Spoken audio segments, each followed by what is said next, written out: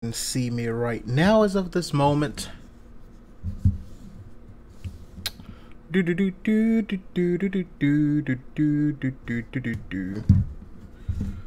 Oh man, why is my... Okay. Alright, we are finally 100% live right now. So, I can see everybody, well, I can see everybody in the chat. I'm hoping everybody can see me right now. And I'm hoping that you guys can hear my voice loud, clear, and smooth. Hey, how are you doing, Hussein?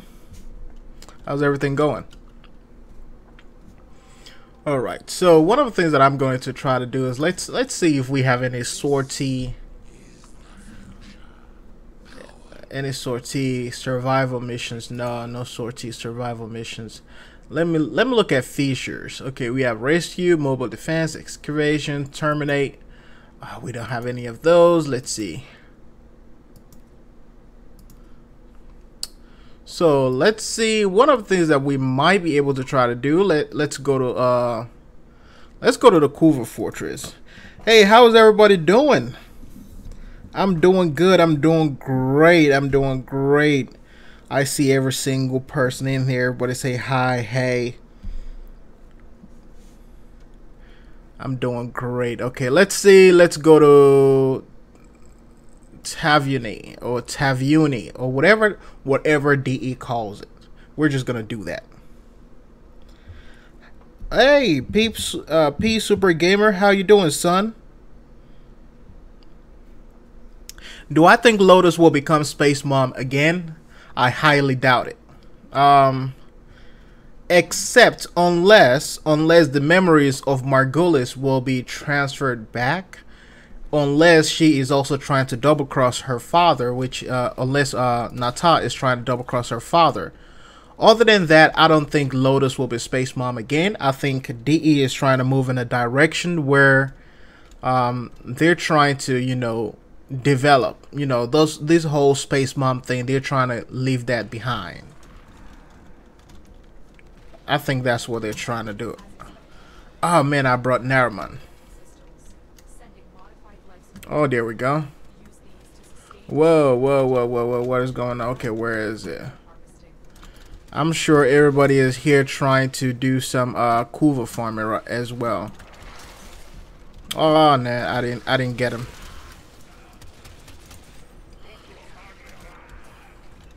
All right, let's see.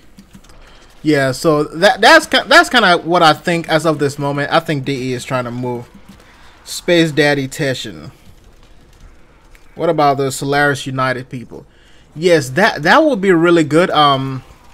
Someone did speak about the possibility of having it so that we can pick whoever we want to be our mentor. So that would be a great thing. Hey, how are you doing, Aiton? How are you doing, Arctic Wolf? What do I think about the Man in the Wall? There are several theories out there about the Man in the Wall, and all of them are actually really wonderful. They're amazing. There's one about the Man in the Wall being an entity in itself, which basically means he is just like a spirit, like something that just lay down there in the void, like the void himself. There's also one about the Orokin, being that the Man in the World is the first Orokin to ever go into the void. So there are so many theories. Did Ballast die? I don't think Ballast died. I don't think it did. I don't think it did. I mean, that would just be the cheesiest and easiest cop out and lazy story writing. If Ballast just died like immediately after that encounter, that is so easy. And I will say the whole theory about the Man in the Wall being our next mentor, that is very, very possible. And that is not a far-fetched idea either.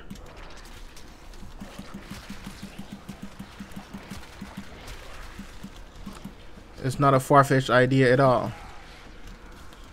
Not at all.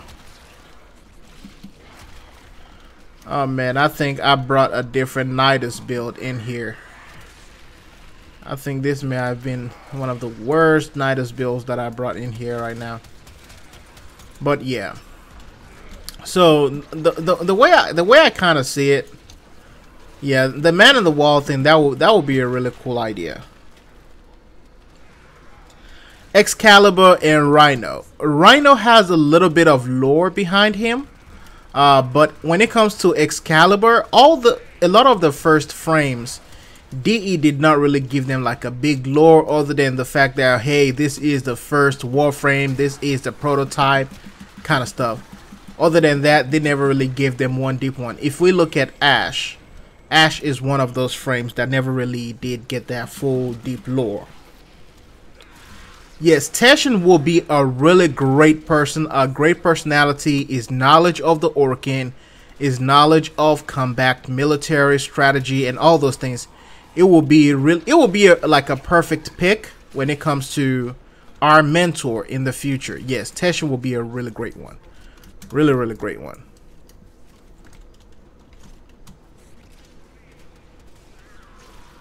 Yeah, take place of Lotus. Yeah, Teshin. The candidates to take place of Lotus right now are Teshin, which is #1. Well, they could just have us pick the syndicates and have the leader of these syndicates be our mentor, depending on whoever we affiliate ourselves with. Ordis is one of them. Let me see who else. Konzu and Yutiko, those are also possible choices, but I doubt that those, being that they are tied to the neutral system, so they will kind of be like the Quills. The Quills are probably one of the better suggestions as well. Yes, and that is one of the things that I talked about. The Man in the Wall and the Tenno seemed to get along very well at the very end of the sacrifice. If you guys notice, the conversation with the Man in the Wall, when we were talking about when you played the War Within, at the very end of the War Within, it was quite different. It was scary. But then when you look at the conversation at the end of the sacrifice quest, it was more like, we understand, he's been here, we've been talking to him back and forth. And that is why I believe it might have a bigger role in the next quest that we see in Warframe.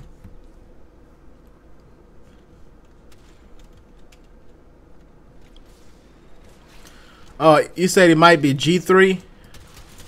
G3 can go fuck themselves. By the way, G3s are one of the ones that DE really needs to rework, as far as...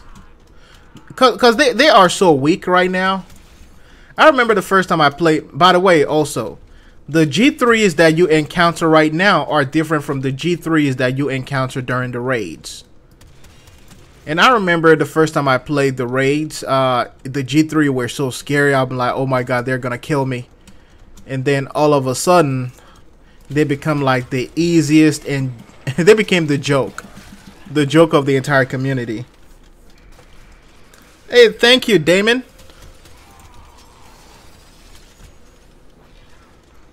You know what? One person also made, I forgot the name of the person who made that suggestion. Someone said the Man in the Wall could be our own other personality. Like the Tenno had multiple personalities, and the Man in the Wall is just one of them. Someone spoke about this, and I know that is a actual real issue that people go through. And I will not be surprised if that is actually what happened. You know, it could be a situation where our exposure to the void basically split our personalities into 2 or 3. So the Man in the Wall is the other side of us. Maybe another voice of reason.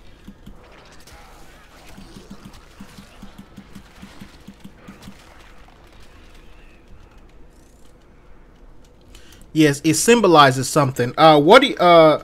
Big fella, what do you think the Man in the Wall symbolizes? I want to hear, you know, everyone's take on it. Because that is a very, very interesting person within the Warframe universe right now. is like the elusive man from Mass Effect. We don't know him until, of course, we finally meet him, and he seems to be taking a much bigger role. Basically, since we ended the sacrifice quest.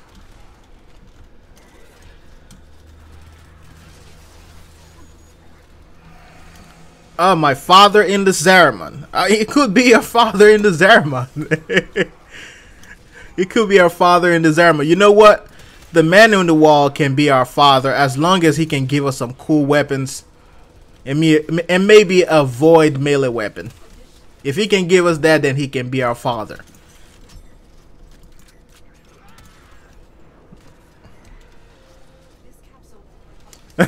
Said is the G-Man. Oh my god, you guys are hilarious. Oh man. Yes, it said hey kiddo in the War Within quest. Yes, that was. Yeah, so it could, and you know what? There is so much that we know about the Warframe universe ever since the sacrifice quest, but then there is so much that we still don't know. Hey, get over here. So I will not be surprised if any. I won't be surprised if any of the things that you guys mentioned actually tie in to what will be revealed about the man in the wall. Remember, we still haven't met Cephalon Samadeus, even though they did kind of hint that we will meet him in the sacrifice quest, but we never did. So. But that would be a real cool thing. You know, it may be Samadeus himself, but then Samadeus is the one who created all the mods and is the one that you hear whenever you unlock the Rivens. You said the man in the wall, in a way, is the Tenno's lost self.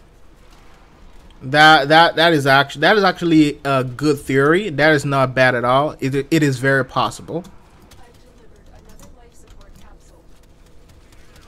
It is very, very possible that the man in the wall is the Tenno's lost self.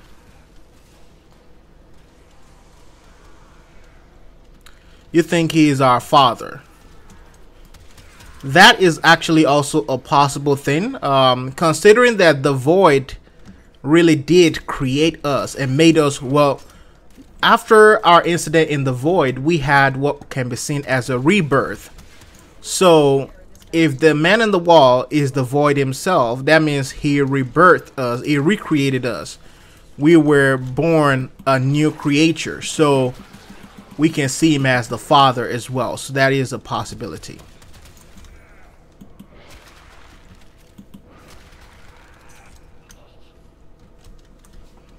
You say you think it corrupts the Tenno and steals their power. Void Demon. You know what? The Tenno themselves are actually kind of like a Void Demon themselves. So he might be seen as a demon. Now, one thing that you also have to remember is, the Oricans are the ones who called these Tennos and these people demons. And at this point in this day and age, it's really hard to believe whatever the Orican thinks right now.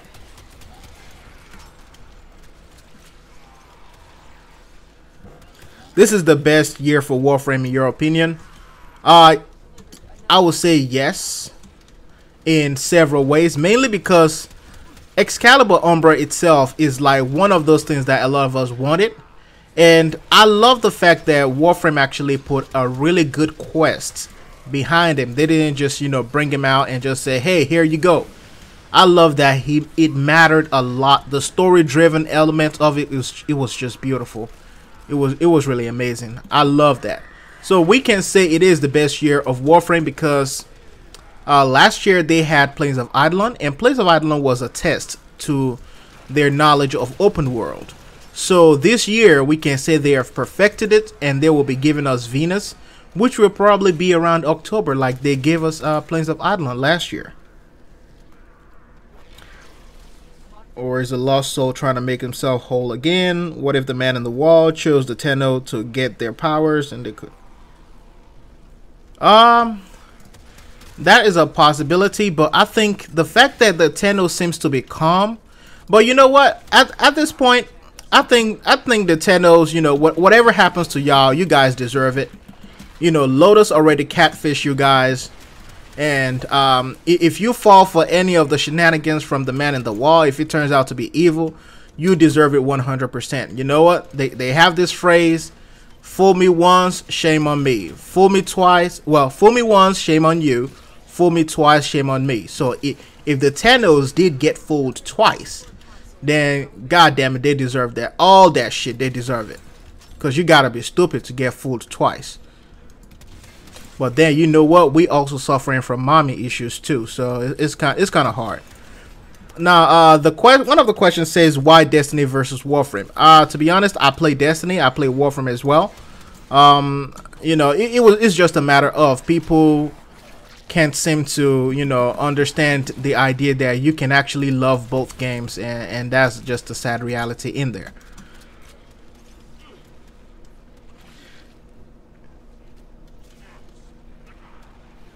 Using Railjack to make the whole system an open world. I believe, based on the things that DE has confirmed and said in multiple interviews, and even in the past in dev streams, and even during last year's TennoCon art panel, the Railjack looks to be that he will be taking a big role starting from now on. That will probably be our squad ship. So whenever you are going into the missions as a squad, there is a possibility that everybody will have to merge into that Railjack, and it will also be useful if you embark on other missions that specifically need the Railjack.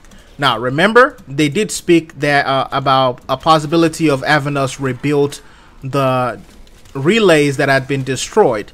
So when we are rebuilding those relays, there's a possibility that Vahek will be trying to attack us. Nef Anyo will be trying to attack us. So those people will need to be defended. So the Railjack system might be our own space military, space police kind of thing to defend those people. Do you think raids will make a comeback? The way the Railjack and the mission they showed during TennoCon 2018 was, I think raids will make a comeback, and that looks so much like a raid, and I will not be surprised if that is what DE will do. They already gave us an infested raid, they gave us a Grenier raid, so this could be the beginning of a Corpus raid and all that kind of stuff, and probably they will bring back Law of Retribution and Jordan's Verdict as well. This one says, are operators getting melees? They have talked about it, and I don't remember what dev stream it was. I think it was either 90 or 92. I don't remember. But in one of the old dev streams, they talked about it because it was part of the fan questions. And one of the things, if I remember verbatim, they said they have also looked into it, but they are looking for ways to implement it perfectly. So it wouldn't just be a situation of, here you go, here is a melee weapon. They want to make sure that they do it right, and it is also tied into the core concept of the game. Remember, if you are using Narumon has a focus node that opens enemies up for finishers. So it will not make any sense. It doesn't make any sense, the fact that you're able to open enemies up for finishers in void mode, but you have to go into your operator mode to attack them. So I think that is a possibility. When they're going to do it, I don't know, but it is possible. Sentient raids. Sentient raid is a possibility as well. The reason why I said so is because when you look at the new war trailer, the teaser, the sentient mothership it's massive. It feels more like a world itself. And I'm sure, you know, even after we complete that new war quest, it will have multiple uses for it. Just like we have the Kuva Fortress, which could possibly be its own raid station if they wanted to. So I believe we will have a sentient raid one day. Is Lotus gone for good? Well, yes, kinda. I hope so. I'm tired of hearing her to begin with. I think it's time for us to move on. And I think that might be what DE is trying to do as well. She will be probably going to be a forever villain. Yeah. Why didn't we get Ballas's sword after the quest? Good question. I'm glad you asked that question. During the dev streams, older dev streams before that quest was released, DE told us that, you know, we are also going to get a weapon with it. We're going to get this weapon. And specifically, Steve spoke about, hey, you know what, you guys, you know, we'll be getting this weapon. And I think that they changed their mind on it, considering that an Excalibur frame would go perfectly with a Nakana. So that's probably why they did that. But we might still be able to get Ballas's sword in the new war quest as well. You know, everything is not lost. There are still multiple possibilities.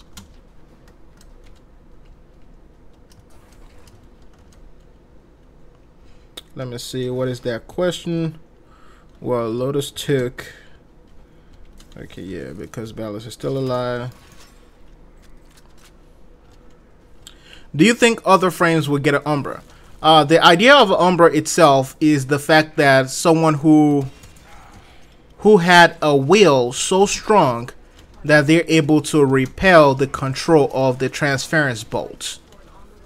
So there is a possibility to have other Umbra frames. The only difference is that I don't think DE will do it for every single frame. It will probably be for all the starter frames or all the frames that were here during the vanilla stages of Warframe.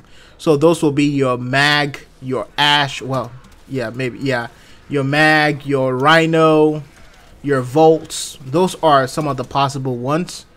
However, we never know. With the world of Warframe, everything is possible.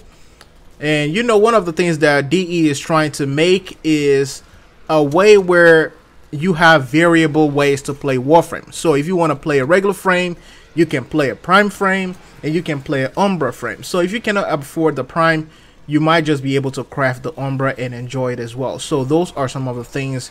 And of course, they will have multiple variations to make sure that the Umbras don't always just outclass the Primes.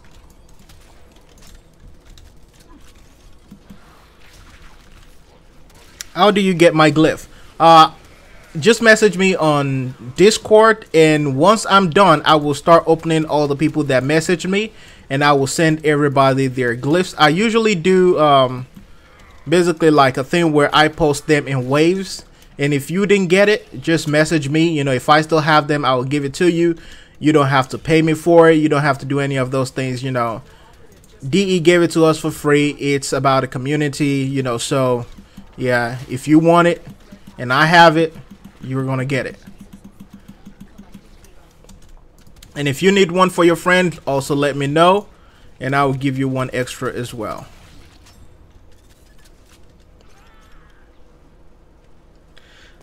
And you know what? I'm glad you pointed that out. Titania and Inaros could be, if the lore permits.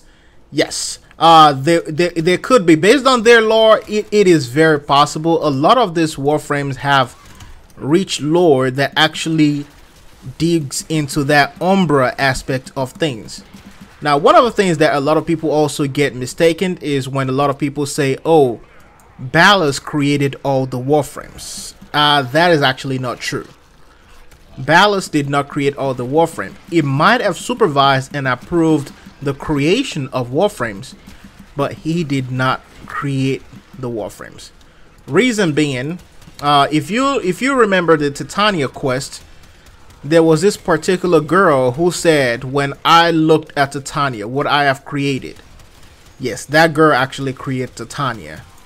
And she was just so sad the fact that here is what Ballas used Titania for. Oh wow, people already exited. I totally thought we were gonna go to like an hour, but I guess not. So we left it 21 minutes and 21 seconds. Not bad.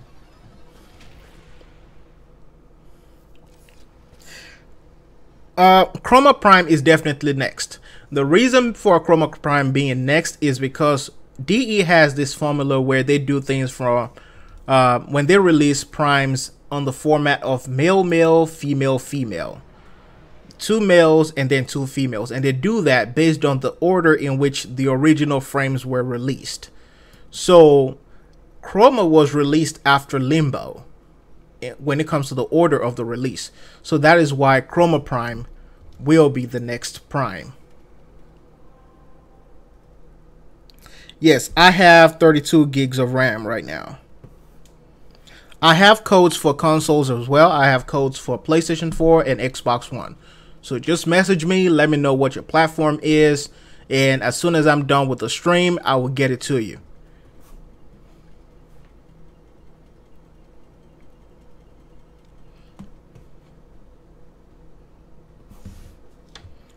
Lewis, did you send me a message on Discord, or where did you send me the message? Let's go to mod.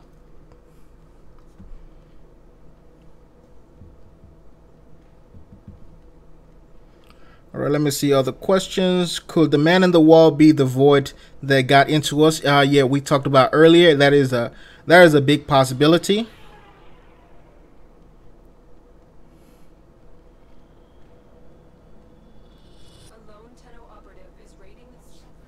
Yes.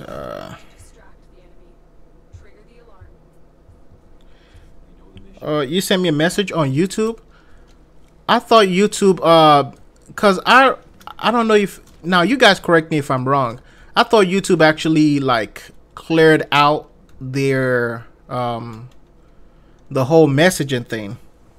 If I can't see it on YouTube, can you please try to send it to me again on Discord, so I know that it's never going to get deleted.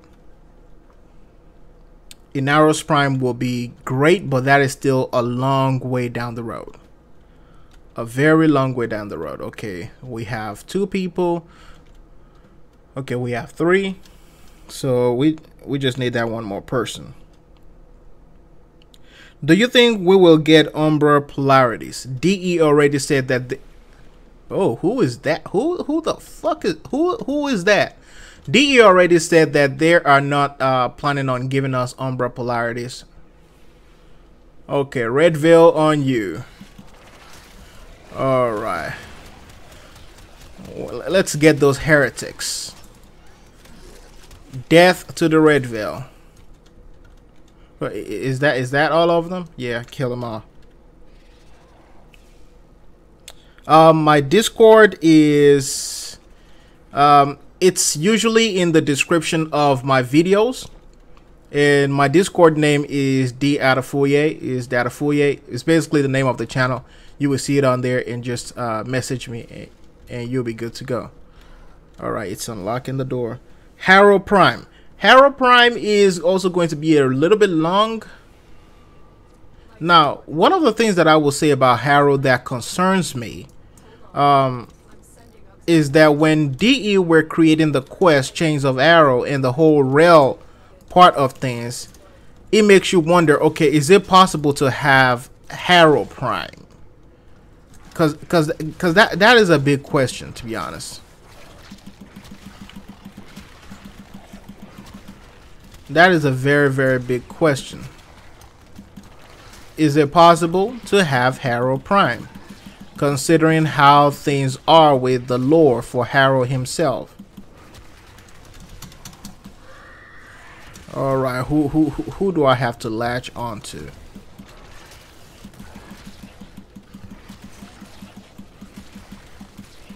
What if the man in the wall is present in every system or universe? That is actually possible. The reason for that is because the quills already let us know that our universe is not the only one. There are several versions of us in multiple universes. They even let us know. Whenever you craft the amp, if you notice, the quills will tell you the amp you craft is unique in all the multiverse, where you end and it begins. So that statement itself lets you know that, hey, this universe is unique and all, but you're not the only one. So that is a very, very beautiful thing right there. That is a beautiful, beautiful thing. All right, I'm going to try to stay around here. Let me latch onto that guy. And I'm going to try to maintain my position on here while I do everything, because I think I have the augment for Nidus on.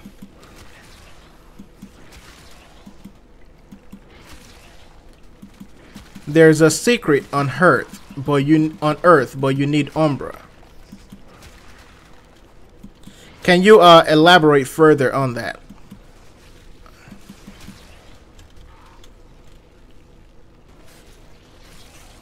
Yes, secrets that. Oh yes, there are so many things on Earth right now, like in Cetus alone, and even a lot of things that the lore of the game only hinted at. So, oh yes, I cannot wait for the future of Warframe as we begin to uncover a lot of these things.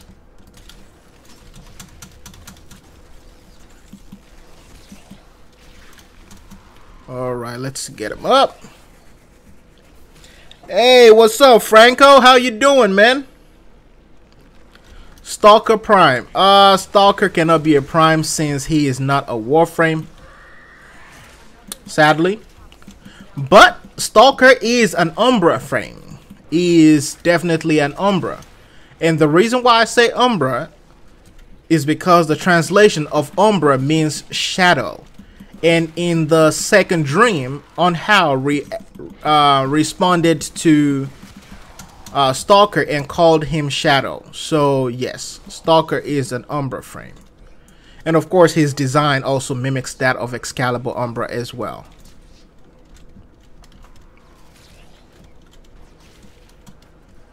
Do I think that Warframes can be awakened? Yes, I think they are, but it is also a very, very big question, mainly because their entire body is covered. Now, the helmet thing showed us, the Glass Gambit quest showed us that someone can be cured of the helmet virus, because we had the option to cure Nua or send her back home.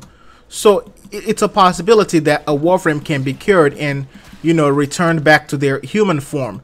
But the other big challenge is, will they still retain their memories? Or you know, what is left of these people to begin with? You know, if you turn them back into their human form, will they ever be the same? So that is going to be a big one.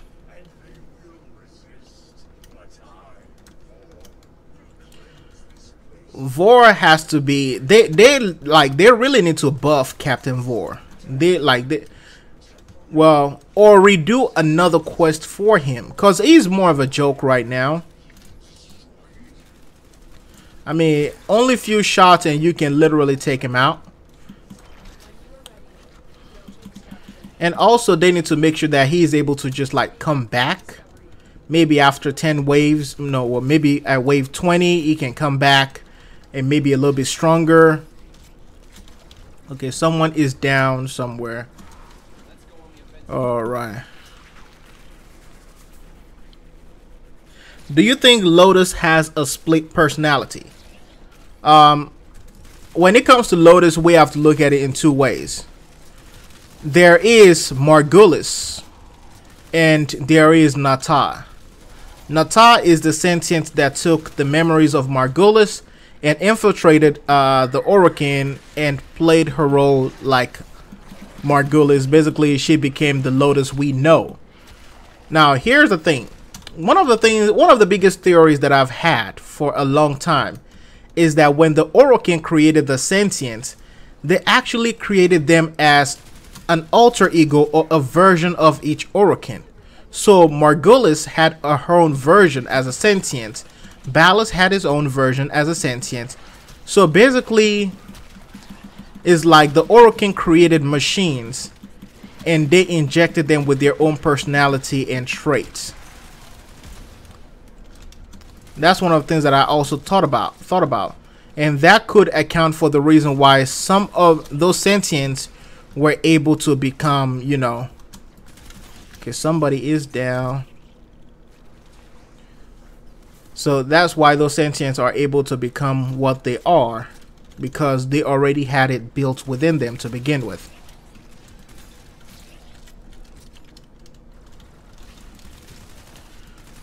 I don't know what Unhow is. Unhow is probably another breed. Now I will say I do love the character of Unhow. They made sure that he is not just some cheeky character, you know, or someone that we can just walk over. Now we may end up encountering him in the new war quest, but I doubt it. I doubt that either, because in the new war we're probably going to end up fighting Lotus, because Unhow is too big to just fight us like that. No, he's going to be maybe in 2025 when we fight him. Who is Nata's mother? I really don't know who the mother is, but being that a ship is always called a she, whenever you look at a ship, a car, an airplane, anything like that, they're called her or she. So the mothership that we saw in the New War teaser could be the mother. So when Nata said at the end of the sacrifice quest, "Mother, I'm coming home," that is the possibility of who the mother is. So that is possible. And you know, I've also heard a lot of people said, you know, Unhow is the mother as well, but I've always, you know, seen Unhow as the father, because if you remember, when you look at the Insectopia, or you know, the insects themselves, the queen is basically the colony herself. She is the one that runs the colony, while the king, basically, if not eaten, is just, you know, there just as, you know, a form of moral support or leading the army like a soldier. So we can see Unhow as like a general, where the queen of the sentience is the one really orchestrating and controlling everything. So that is possible. Very, very possible. Yeah, I also think we are going to get Margulis back. That is a possibility. Remember, one of the things that I said about Warframe lore is the fact that when people die, they are not really dead. Their memories still live on within this Cephalon weave, or this transference weave, or this kind of like an ancestral plane type of thing. So the fact that Nata can really take the memories of Margulis and use it against us, that means that as long as Margulis's memories still live on, then Margulis can still be revived. Remember, you know, she may not be in her full body, but she could be a Cephalon as well.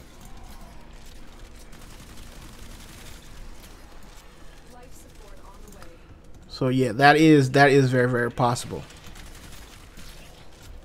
That is possible. Do you think we will see anything maybe involving the Unum? Yes, we will see. We might be able to see something involving the Unum when the new war quest comes out. Remember, in the lore of Cetus, which is the lore of Plains of Eidolon, that was the last place for the sentience battle on Earth. It said the sentient was trying to take over the Unum and use the Unum as a place to basically refuel her ability to reproduce. So the sentence that they are talking about, you know, I don't know which sentence they're talking about. It could be the mother, and it might not be the mother. But whoever they're talking about, Gara shattered that sentient and destroyed her. So, you know, the possibilities are, it is endless with Warframe right now. The doors are open. Yes, the Unum is in the last comic. Yes, because remember, when Mitsuki and everybody got out of that cave, she met with the Quills, and you know, she was introduced to the Unum. Yes. Yes, you are very right.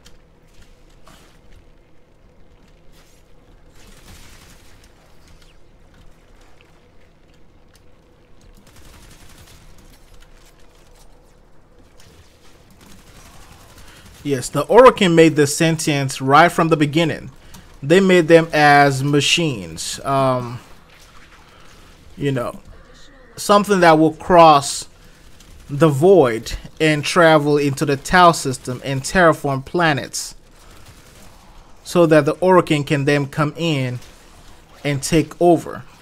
Sadly, things did not go the way they were supposed to. The void corrupted the sentients, and regular machines, which were created then, became sentient because, you know, they were now able to think for themselves, have opinions, have decisions, all that kind of stuff.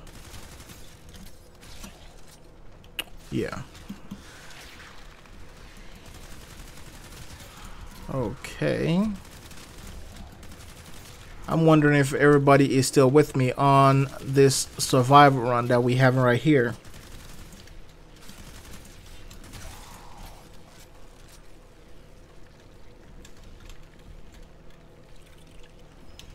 Yes, I've always thought about that too. Heal Fallen. Yes, because the fact that you know, the phrase mother is a very big thing right now. Like, it's becoming bigger and bigger as we already know it. Lotus made that statement at the end of the sacrifice quest. And then Ballas also made the statement when he said that, you know, like, this is not me making all these decisions. It's her. That also tells you, like, oh, like, who is this? Who is this her?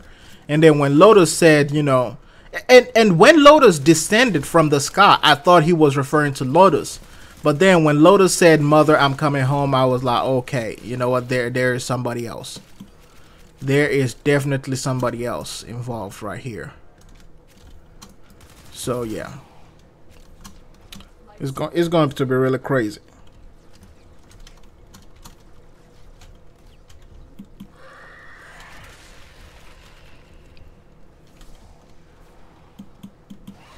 All right, here you go. Attached to that one. Man, everybody is still spreading out. We need to find a nice spot with only one door if we're gonna able to, like, take this to a certain level. Okay, that is not going to work. I might as well just stand on this door right here. Okay, all right. Oh, is it dead? Oh yeah, it's dead already. Okay. All right, let's pull this up. All right, I see a lot of people already started using their final abilities, their last minute standing. I see Rhino looks like he's doing well. Oberon looks like he's doing well. The father being, like, really important. Could the operators unlock more powers? Yes, definitely the operators will be able to unlock more powers and become stronger and reach a new form for themselves. And the reason that I know that is because DE talked about the possibilities of expanding the focus system in a very older dev stream. That's when they talk about Focus 2.5 and all that kind of stuff. But Focus 2.5 might be taking a back seat right now as far as everything else is concerned. I thought and I assumed that it was going to come out with a sacrifice quest, but it did not come out with a sacrifice quest, sadly. All right, someone else is down. All right. Here, oh my God, that guy is down again. So, all right. So yeah, that is one of the main reasons why. Oh, there we go. Let me group them all together. I know who all has, but okay. Do you think we will have make new amps in Fortuna? I doubt that we will have to make new amps. But one thing I will say about Fortuna is we will definitely get new operator suits. Oh yeah, we will definitely get those. We will get new weapons, and you never know. You never know. The Solaris United might be able to help us repurpose our amp so that we can make a melee weapon out of it. Now that is just a wishful thinking. I don't know if that is possible, but that is wishful thinking on that aspect. Oh shit, somebody forgot to well, we all forgot to put something else in the god damn. Now we got to get out at 17 minutes. Well, I think somebody kind of felt like sabotaging this to begin with. All right. Okay. All right. Man, I was almost at 100 in my stacks.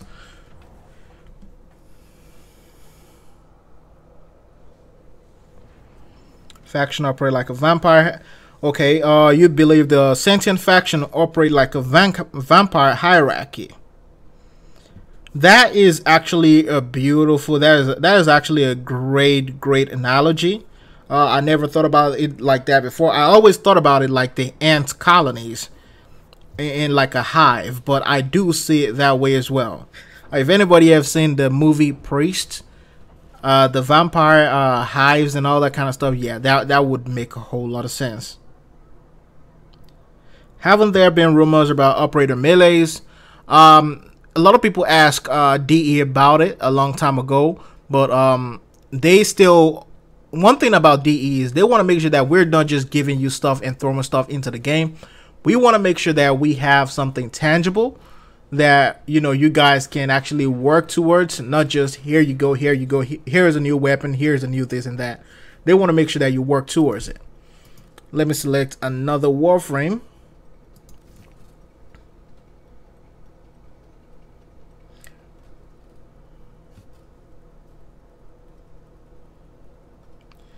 You said the Stalker is shadow of the ones who were killed by the Tenno. No. The Stalker, actually, based on the lore entries, is actually, as a matter of fact, I'm going to go there right now. Let's go to the relay, guys. Let's follow me to the relays. The Stalker is actually a low-ranking Orokin soldier who, you know, who despises the Tenno and what they did.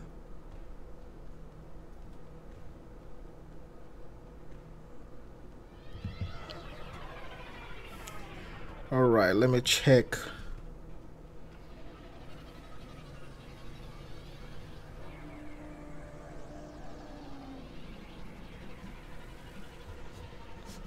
Let me check my Discord.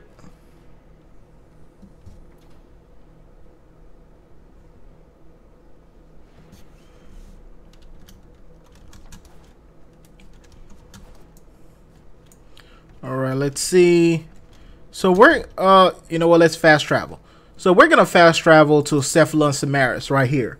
Now, for a lot of you who are still a little bit new to the game and you want to know some things about different lore of the game, you can come in here. If you look at the Lancer, a lot of these people actually had different discoveries. So you can see right here, you know, this one is talking about what they noticed, you know. And you can see that, and if you look at the anti-Moa right here, you can see that as well. So a lot of these things will actually tell you something. And if you look at the crewman also tells you about a lot of the different things that you might be wanting to know about the Orokin. And this one was actually talking about what happened to Lotus and, you know, how Ballas felt. And you also see the runner. You know, there would, so basically if you come into this place right here, you will see a lot of these different stories and different findings, and once you unlock most of them, they will also unlock different stories and what a lot of those people discovered as well. So that will be your way to access some of the in-game lore.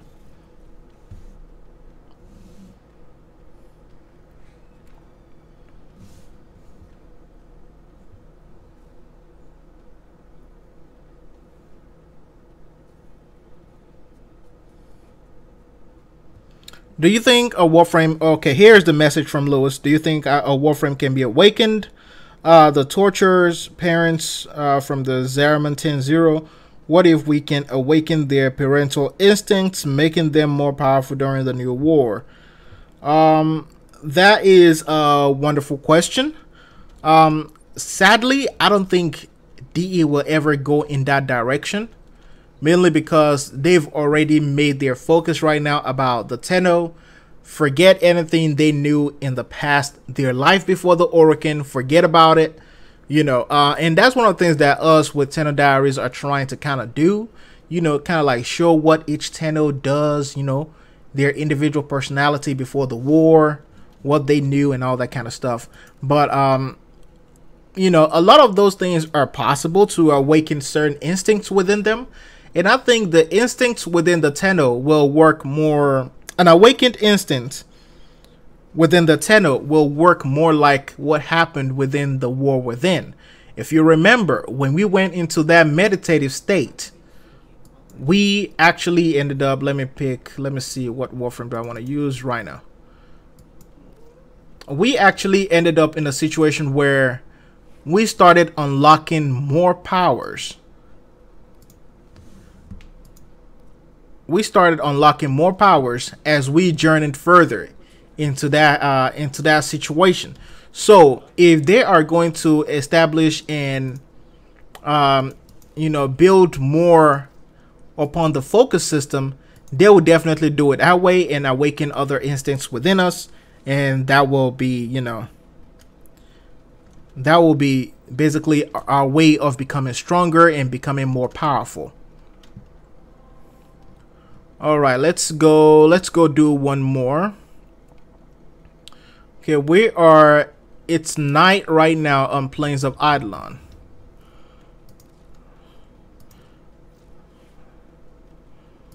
Let's see. Let me look at my Vectis Prime. But yeah, so that's kind of like how, you know, a lot of those things will kind of play a role. You know, of course, you know, like I said, it's Warframe. A lot of things do change. Like a lot of us have spoken about right now with a lot of people concerned with Warframe lore. You know, we've been looking into Valkyr's lore and thinking, you know what, this thing might need a rewrite, you know, a possible change.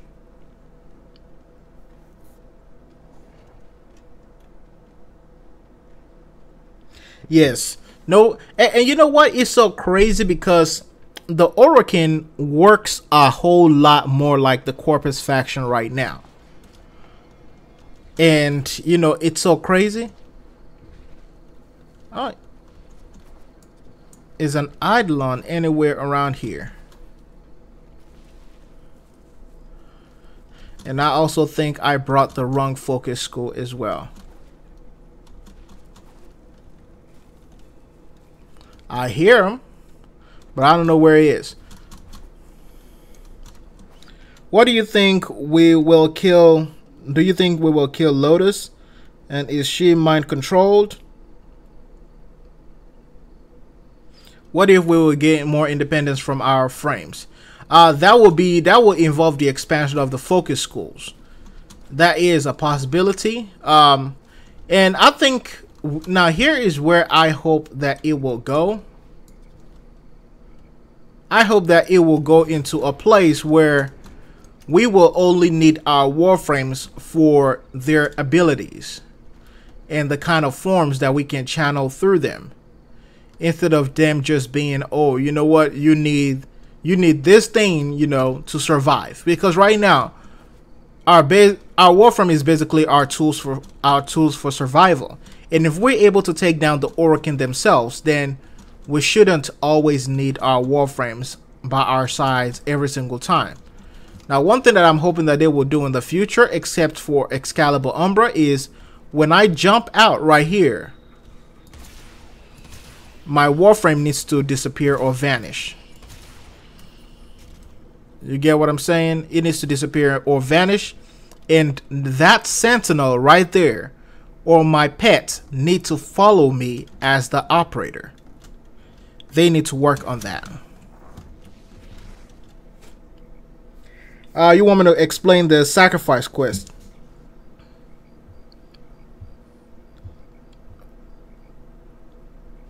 Do you think we will kill Lotus and she's mind controlled? Lotus is not mind controlled. Lotus basically had a mission from her father, who is Onhao. And Onhao told Nata, which is the one that we know as Lotus, I need you to infiltrate the Tenno Order. And, well, the Orokin Order. And I need you to kill the Tennos. However, she basically went in, and while she was in the process of using Margulis's memories against us, Margulis's memories corrupted her mind, and she became sympathetic towards us. And she showed some sympathy. She fell in love with us. And when Ballas showed up, Ballas basically released her from the memories of Margulis. So Lotus was never really like mind controlled by the sentience. You can say the memories of Margulis corrupted her initial objective, which was to kill and destroy the Tenno.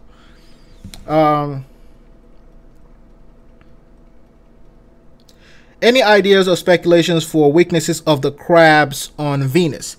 I think their weaknesses are going to be the legs. I think we will have to take out each single legs one by one. And I think a lot of our warframes, like Mag, who can deplete shields, will be very important. Our Tenno can also be very important because our Tenno can also remove shields.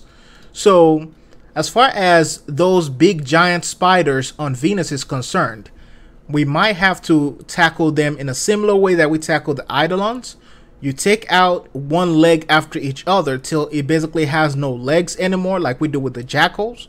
And then we can now start attacking and shooting the entire body.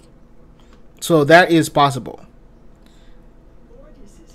Now, someone did ask if I can explain the sacrifice quest. Okay, so basically the sacrifice quest begins, well, let me not say it that way. Here's what happened. After the situation with Margulis, after the Orokin decided that they are going to execute her because of what happened in the situation with the Tennos, Ballas was basically her lover. Margulis asked Ballas, can you save me, do something? And Ballas basically said he cannot do anything. And apparently this is where we can see that, oh, you know what? The Orokin higher ranking officers might be a lot more powerful than Ballas himself.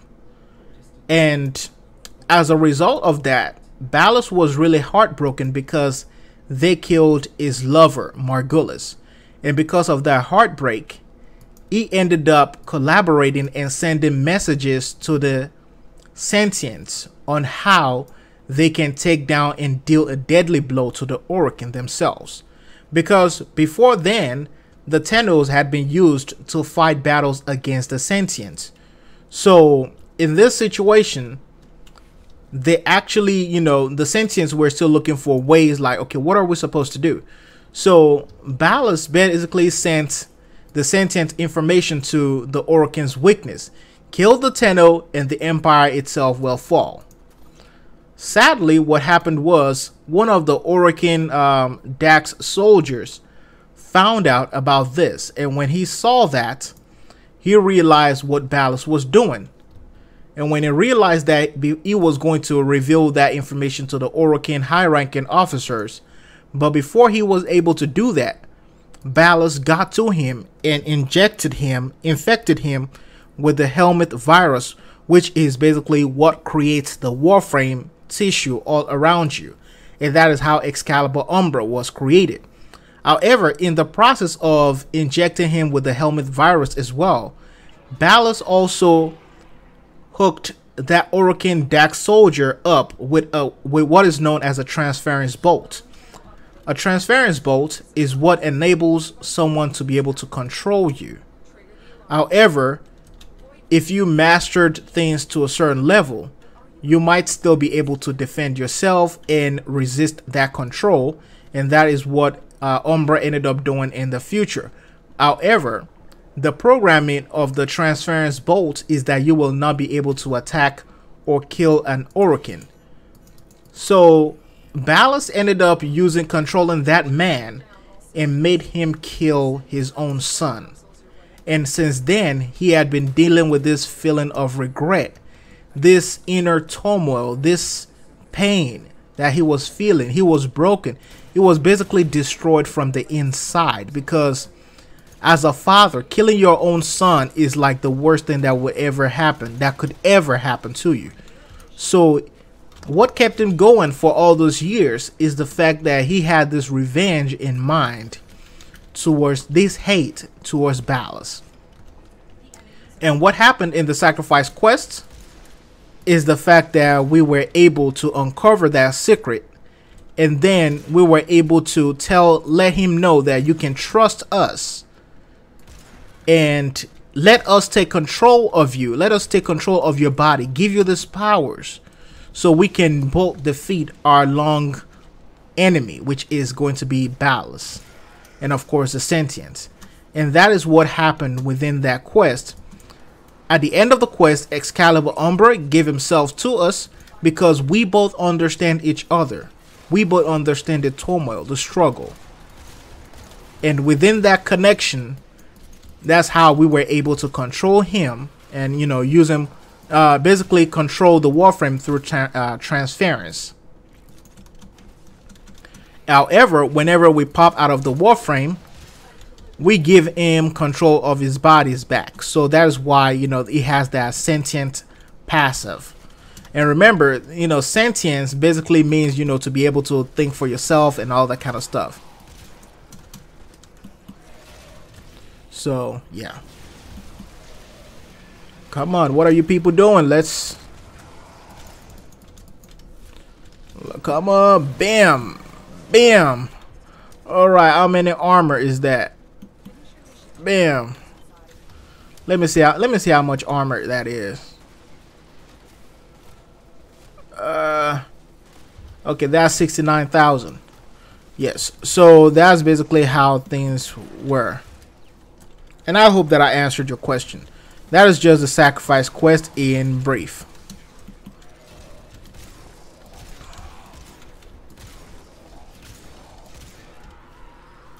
Hey, do you think Ordis will ever have a body? It is possible for Otis to have a body, since within Warframe lore, we know that it is possible to put somebody's mind into a machine. So yes, it is possible to give Otis a body. That is very, very possible.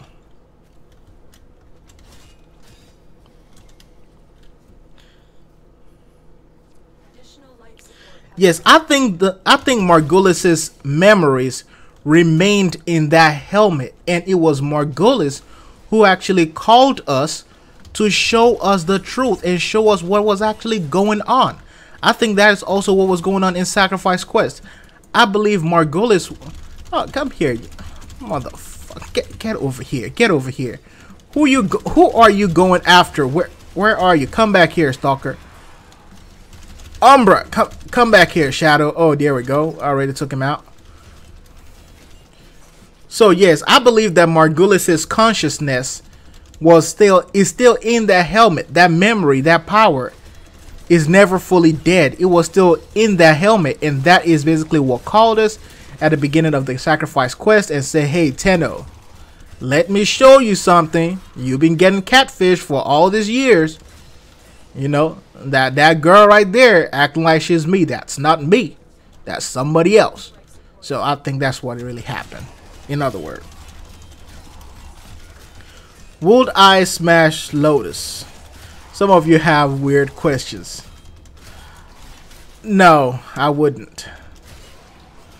I wouldn't, mainly because of the notion of the fact that within Warframe lore right now, okay, how do I? We are kids, and DE really needs to do something about that. They need to re-expose us into the void so that we can become grown-ups, at least. Then we can officially say, hey, you know what, we will date Lotus. But other than that, nah. And she's kind of not my type. In reality, yeah.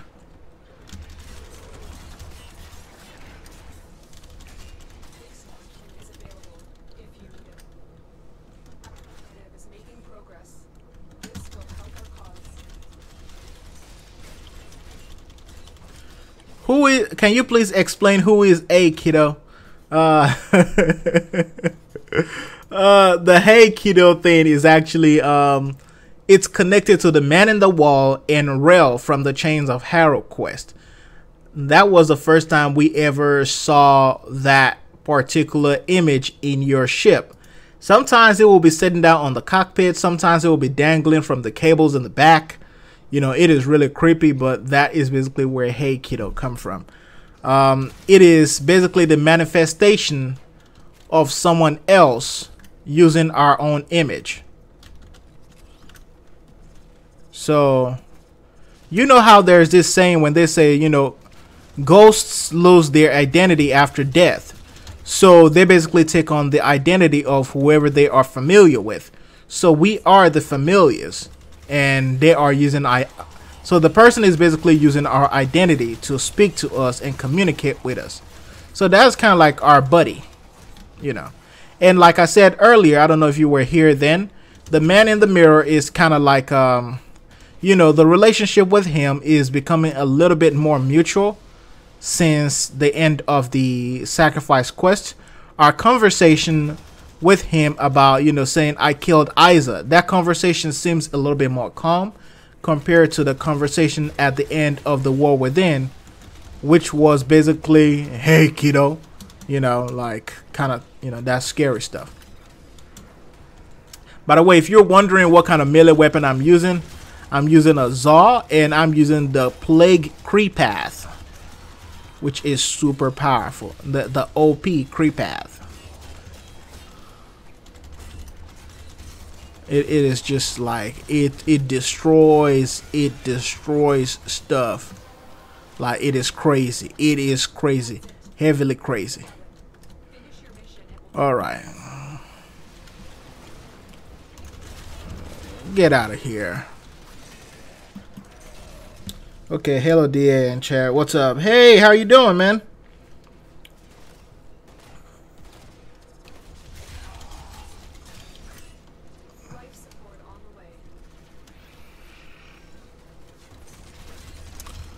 The question about Stalker being stuck in a Warframe, his consciousness being stuck. That is a possibility. However, we also know from the sacrifice quest when oh, that's why the hell am I hitting him? From what the sacrifice quest told us, it told us that some soldiers actually volunteered to become Warframes. There we go. Thank God nobody killed them. So some soldiers actually volunteered to become a Warframe. So in Stalker's case, and the fact that he had been communicating with Unhal and Ballas, it is possible that, you know, Stalker himself volunteered to be injected so that he can take, you know, exert his revenge against the Tenno.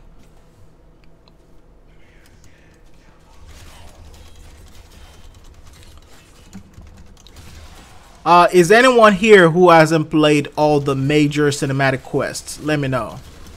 By the show of hands, let me know. Just say present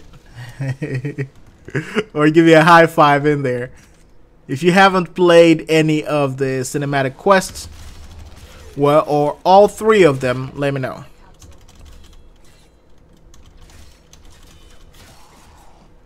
Is it possible for Ballas to have a child all this time? Hey, with those long arms, anything is possible, man. Anything is possible. You know, you know, I hear some people like long arms, long legs, whatever it is. And Ballas sure has all those things. So it is 100% possible.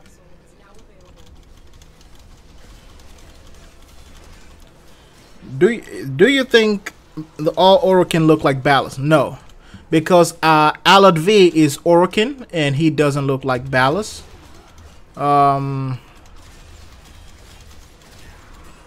Yeah, so we know a couple of people, and if you look at the Dax soldiers as well, you can also consider them as Orokin if you want to, and they don't look like Ballas either.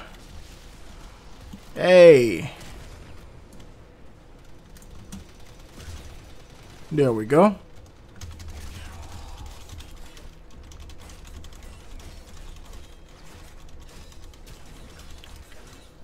When Lotus removed her helmet in the apostasy.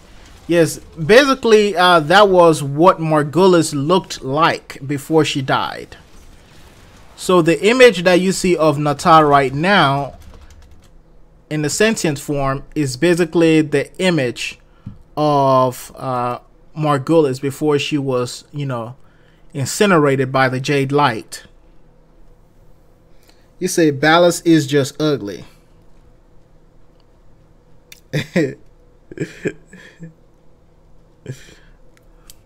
Hey, some people can say Ballas is ugly, but apparently Margulis thought he was fine. So, hey, you know, you can never fault what Margulis found, you know, handsome.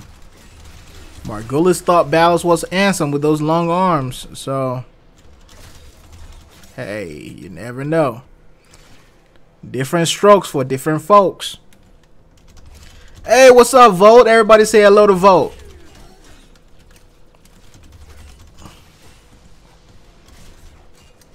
Hey, how you doing, Lil? Hey, or whatever your name is. You said notice me, senpai. I have noticed you, my son.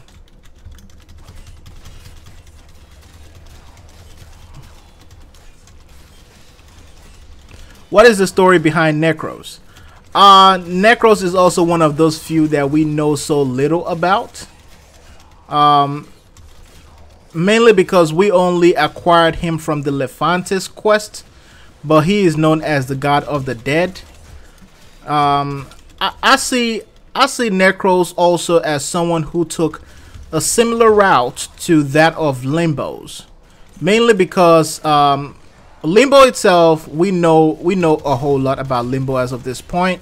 The fact that he was able to travel from realities to realities, universe to universe, you know, and, you know, to the point where he was lost, you know, midway across, you know, when he took so many jumps. I think Necros in reality, the real Necros, which is before the Warframe, is someone who has the ability of controlling the destiny or the fate of the dead. So Necros, in, you know, in terms of what the Orokin lore told us, could be someone who really knows a whole lot about continuity and being able to control the soul, the mind, and the body after death. So it is possible, but that is, of course, a guess. We still have little to no knowledge about Necros himself, other than what the frame can do, the little that the game told us. And yeah, there should be an Anubis skin for Necros. That would be a difficult direction to take, mainly because we already have you know, a Warframe that already goes towards that route, which is going to be in arrows. So it will be very, very difficult and very challenging to take Necros towards that route with a skin. Even if someone created a Tenogen skin for it, it might be a little bit difficult as far as DE taking that direction, but you never know.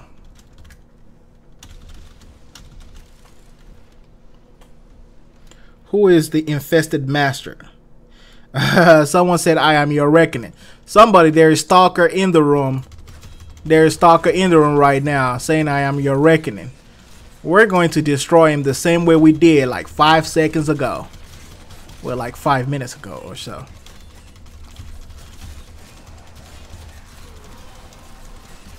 The infested master would be the Helmeth or Nidus himself. So we will call Nidus the infested master, because he is basically the reincarnation of the Helmeth virus himself. Nidus is the head honcho, the almighty lord of the infested.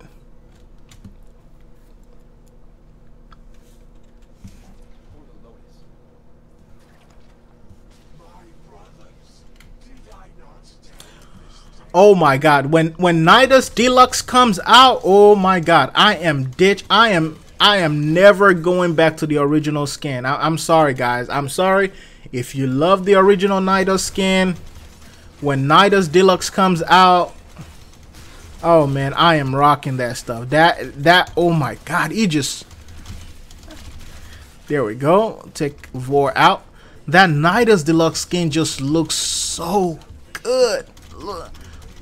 Looks so good. Now, by the way, for a lot of you who had huge concerns about the game lore when it comes to a lot of these deluxe skins and all those things, one thing you have to understand is that deluxe skins and Tenogen skins are a way for you to literally express yourselves in a different skin.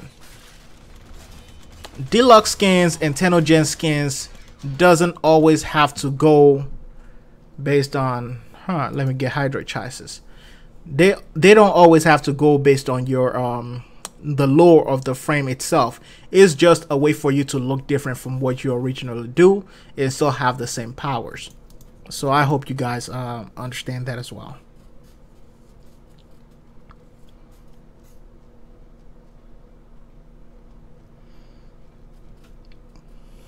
Super Nidus.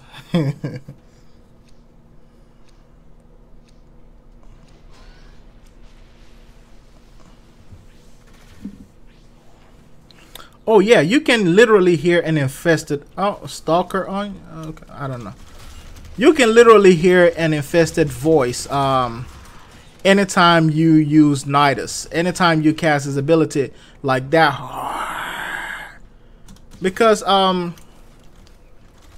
now, of course, we got Nidus from the last Gambit event, but I think Nidus would have played a huge role as far as the lore of Jordis himself is concerned. That would have been one of the really amazing events to actually acquire Nidus. But, you know, I guess Jordis' verdict is a good one as well. What is my favorite frame? My favorite frame is Chroma. But I tend to use Nidus from time to time. I tend to use Rhino as well. But my top three is going to be Nidus, Harrow, and Chroma. And Chroma will be at the very top. But ever since the Chroma rework, I've been falling back to Nidus for that survivability that I used to get with Chroma. When it comes to dealing damage or buffing the team's damage, I still go towards Chroma. But however, when it comes to DPS, I would suggest that you just go for Octavia when it comes to DPS. You know, Chroma is kind of like a solo, but Octavia is a whole lot better. So yeah. Bam. By the way, I have primed reach on my Plague Creep Path, which I named the Painmaker. I wonder if Orden Carries can kill a Tenno. It seems to be able to kill Daxus easily. Orden Carries, by the way, is Otis. So at this point, Otis doesn't have a body. Oh no, no, you guys did not. Eat him! Eat him! There we go. Yeah, so I don't know how that will work unless Otis goes rogue. Yeah, that will be the only way possible. When will Rhino and Nyx get Unvault come out? I believe the Unvault is probably going to come out this month. I need to really investigate the date. I don't want to...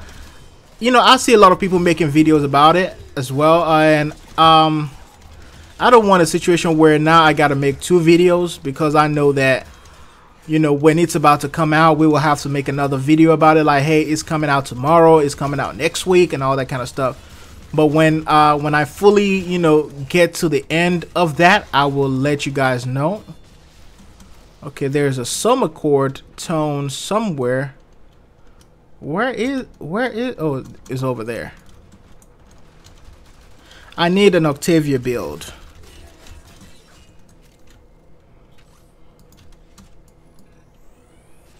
All right, there we go. So I have 2. There we go. Destroy them. Alright. By the way, as far as Rhino is concerned, I'm using an Iron Skin power strength build. And I'm using, I think I have 2 augments on him right now. So I can just, you know, fully go in and build more armor once I run through people. Yeah. What happened when Ordis wanted to kill the Oricans? That is one of the tricky quests. Well, not quests. One of the tricky part of the lore. Basically, the situation with Otis is, I want you to picture Otis like this physicist, this engineer, this really smart person. And, you know, at a point in time, once you defy the order, you know, by whatever decisions you made, either disobedient or going against their will or trying to kill them, what really happens is you get turned into, well, what the Orokin does is they either burn you into a CD or they turn you into a Cephalon. Now, the Cephalon route is a merciful route because even people who are not facing punishment tend to become Cephalons as well. So, yeah. That will be an easy route. What happened to the beautiful concept skin for Chroma? Concept skin for Chroma? Let's see. I don't know. I think the Chroma skin is already out. The one that I know of is the Tenogen skin, and it's already out right now.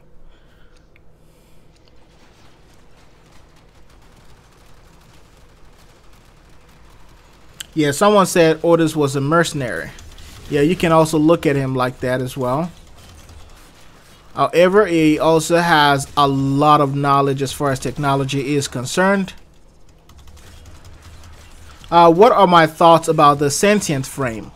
Yes, okay, so those abilities for the sentient frame, codename Vlad, Revenant, whatever it is, those abilities that we saw during the dev stream, DE actually said that they are working on either changing them or tweaking some of the ways those abilities work. Because based on what DE saw, it was too powerful. Yeah. So DE decided they're going to rework him before release. And I just hope that he doesn't end up being like Korra again, because we all remember how Korra was before they reworked her because of the whole melee system thing.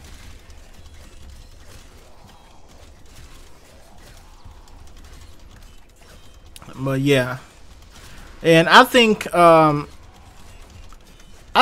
Garuda is going to be the more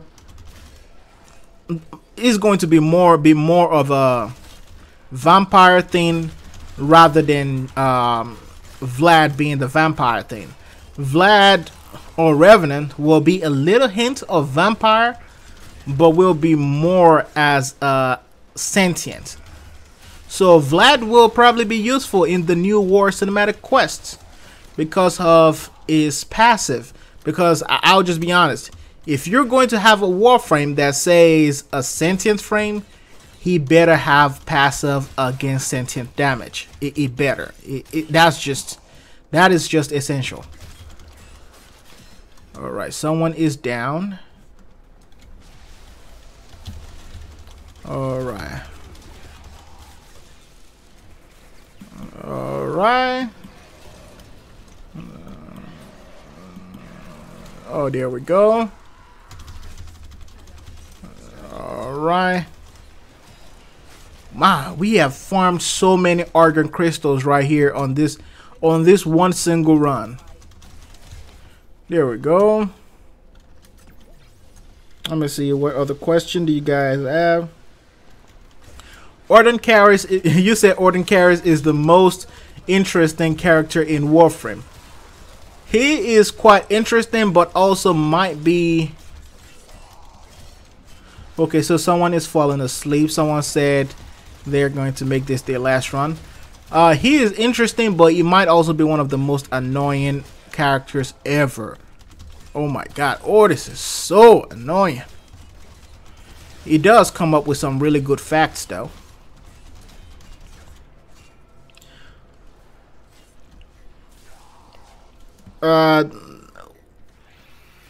What are my preferred weapons? One of my preferred weapons right now is going to be this Kajati, and that is the one that came with Excalibur Umbra, but as a lot of you know, that is only a phase. Excalibur Umbra just came out, so I'm still going on with the hype, so that's why I use the Kajati. But the one that I have in my hand right now, the Painmaker, that is my main and most used, well, the one that I love using the most right now. And I also have another version of the Plague Creepath that I named the Widowmaker. So the Widowmaker and the Painmaker is going to be my favorite weapons right now as far as melee is concerned. When it comes to primaries, the Bazaar is one of my favorites right now, just because I love the way it feels and performs. Secondaries, I think secondaries I really don't have like a huge favorite, because I use a whole lot of different secondaries from time to time, depending on what tile set I'm in. When I'm going on Eidolon hunts, I tend to use my Euphona Prime as a secondary. Okay, so when we get to 25, this guy's want to exit. Okay, I got him. So, but yeah, that's kind of like how that is. My favorite Sentinel so far is going to be the Taxon and the, what is it called? The Helios. Alright, come on. What did I get? What did I get? Banshee Prime Neuroptics. Kogake Prime Gauntlet.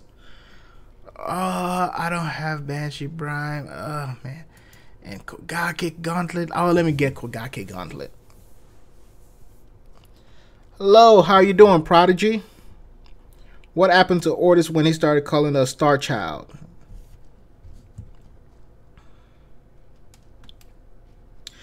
Is there going to be new episodes for Tenno Diaries? Yes, there will be a new episode. We are working on episode 10 of season 1 as well. We just want to make sure that, you know, we have all those things that we need to put together, chop up those things together, the scenes. The first thing first is we want to make sure that it is well written and we don't have any loopholes within the lore of the game and the timeline of Tenno Diaries as well. So we want to make sure that, hey, we're not just creating stories that are conflicting with each other. And once that is done, we will start creating storyboards, which well, before the storyboards, we will get our voice actors to start recording the scenes. And once the voice actor is done with recording, the next one will be me putting together the storyboard and then deciding what kind of scenes we're going to have. And once I decide that, then we'll start putting together our actors, because we do have actors. We have people who have to put on their Tenno outfits, come out there, you know, stay in different positions while I pan the cameras along and all that kind of stuff. So, but once the writing part is done, everything basically moves freely. The writing usually takes us longer, and the rest of them takes us about maybe 3 to 4 weeks, and we're basically good to go. Dr. Tengus, yes. Lily Stan, thank you for answering that question. Dr. Tengus is the Grineer scientist. He is a very crazy one. He is the reason why Vahek looked the way he does right now. Remember, Counselor Vahek was actually like a noble Grineer man. You know, he looked good. He was like a diplomat. But then after a while, you know, he wanted to become more. He wanted to be well respected. And Dr. Tengus basically, you know, while Vahek was trying to show off himself to the queens and impress them, Dr. Tengus kicked him down into the den of ghouls, and that is where he got bit and got infected. And the only thing they're able to basically restore was his head. So they basically just put his head on a machine, and that's how Vayhead came into existence. I actually did a video about it.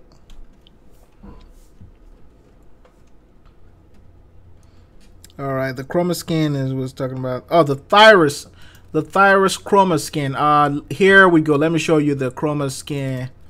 Okay, this is the Grax one, and okay, here's a Thyrus one. There we go. Here is the Thyrus skin. The Thyrus skin actually came in around the same time the Grax one came into the game. So yeah, it's been here. It's been here for a minute.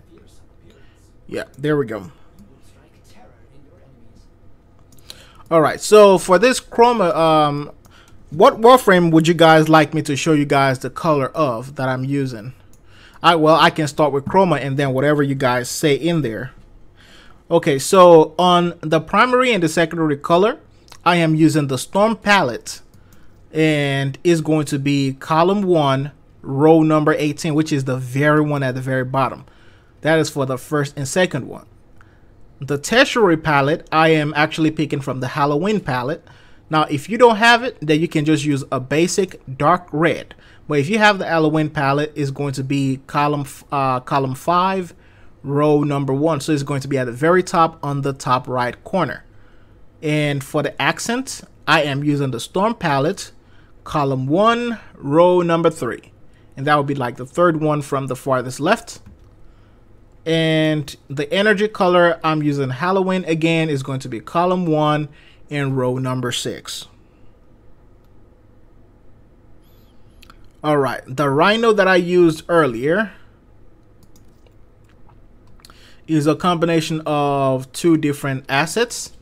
So with this Rhino, I have the Paladin skin, and I have the Tenogen Scarab Sect helmet. And the first, which is the primary, I'm using the Storm palette. I don't even remember which row this is, but this is this row right here, somewhere around the very middle where my cursor is pointing at. Okay, so that will be column number 2, row number 1, 2, 3, 4, 5, 6, 7, 8, 9, 10. Okay, so column 2, row number 11. And on my tertiary, I'm using the Storm palette, column 1, row number 3. And for the accent tone, you can just use Gamma if you have it, or you can find any palette where you can find an all white.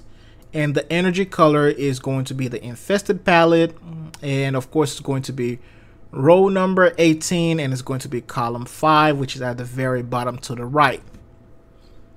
So besides chroma, who is my best frame for fashion frame? My best frame for fashion frame besides chroma, I have to give it to my boy Harrow. Harrow has to be my, because I just love the way they segmented his golden parts. It's not that difficult. I had an all white on the primary section. The secondary, I have the Lotus palette, column 5, row number 5. And of course, the tertiary part, I have the Smoke palette, column 5, row number 14, I believe. And of course, the accent part, I have that gold from the Storm palette, column 1, row number 3. Energy colors for Harrow that I'm using right now is going to be the Infested palette, row number 18, column number 5. Let me show you guys Nidus, and we will get back to what we were working on. Okay, Nidus. All right, let's have him stand up straight. All right, let's just, okay. So I don't know, I think I actually did a fashion frame video for Nidus, but the energy for Nidus, I picked it from the Infested palette, and it will be column number 5 and row number 7. And the accent tones is from the Twitch palette, is one at the very bottom to the right. So column 5, row 18. The tertiary color, you can pick a all black from the Smoke palette. The secondary color, Lotus palette, column number 5, row number 6. And of course, the primary colors, I used white. So I try to kind of build contrast with my coloring for fashion frame. Some frames go well with brighter colors, some go well with dark colors, some go well with both. However, if it feels too much like a plastic, brighter colors might not work. So I love the way Nidus look as of this moment. And in the mutation phase, it looks incredible as well. If you look at my, you guys can look at my 10K appreciation video, which is my 10,000 subscribers video. I actually made a video for that, which is an appreciation, and I showed off Nidus, and he just looks good. He looks gorgeous. It looks incredible. As far as my Umbra is concerned, let's see, where is Excalibur Umbra? There we go. All right, here is my Excalibur Umbra. All right, bam, there we go. So Umbra is a little bit tricky. Here's the scarves. The energy color is the Infested palette. I'm using a blue right now. The very one at the very bottom to the right, which is column 5, row number 18. The accent tone, the same gold that I always use from time to time. Storm palette, column 1, row 3, which is the 3rd row. The tertiary color is from the Lotus palette, and that one is going to be column 1, row 4. It gives it like a little hint of purple and white. The secondary is going to be a Lotus palette again, row number I think row number 6, column number 5. Now here is this one. This one right here is actually versatile. You can do whatever you want with it. You can actually turn this one, you know, white if you want. You can turn it yellow if you want. You can turn it blue. One of the presets that I do have is I can turn it green. I can turn it like that, like purple, fuchsia. So basically you can do anything, whatever you want with that one right there. And the primary color, you can just pick any black colors that you have, and that will function perfectly well with Excalibur Umbra, because the areas that I covered in that major colors just makes him look beautiful. Yes, I am Yoruba. Yes, I am Yoruba. I am from the Yoruba tribe.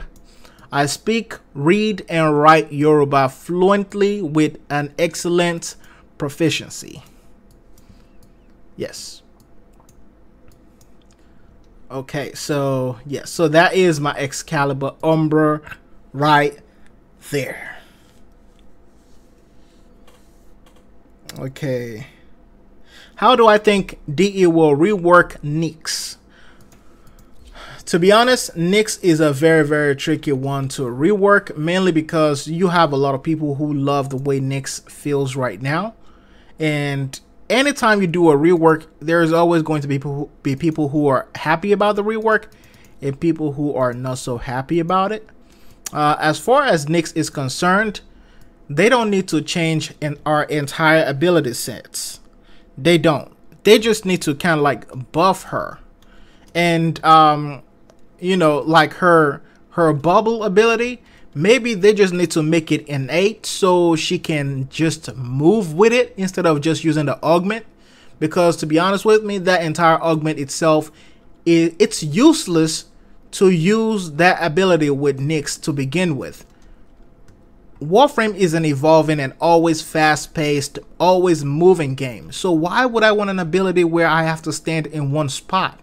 So that's why it just doesn't make sense to me to begin with. And now you have to use an augment to make you move faster, or well, make you move, and the movement is even slow. So yeah. Yes, she is great. She just needs a buff, a little buff here and there, and some quality of life here and there, and she'll be great to go.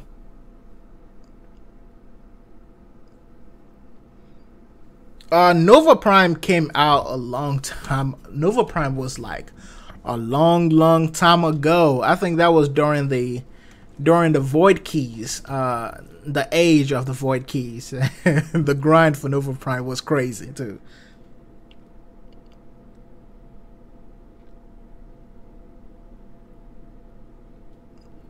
Do you think Garuda is going to be basically a worst Valkyrie? No, I don't think she will be worst or anything like that, or better than Valkyrie. Valkyrie will still be great at what she does.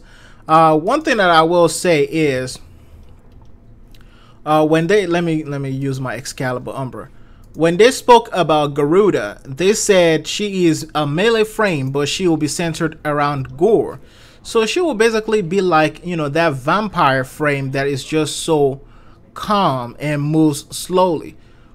Valkyrie will be the agile one, and Garuda will be the calm one. So I think there is easily a space for both of them. Now, of course, there might be a lot of Valkyrie players who will transition over to Garuda, but we'll never know.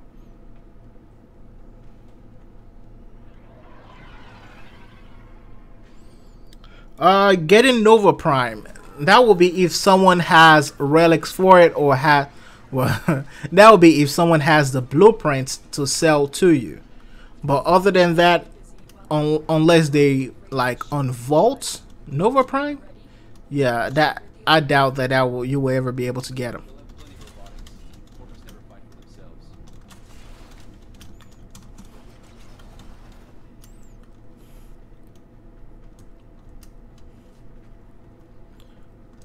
So what do I think about?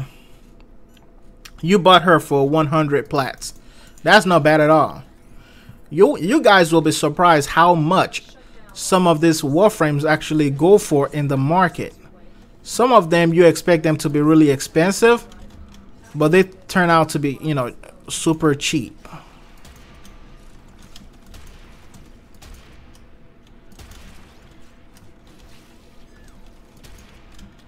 Oh, get out of the way.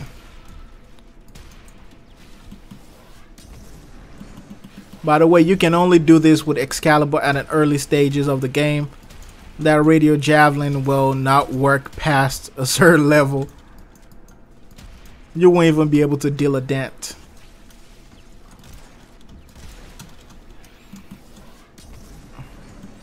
Alright.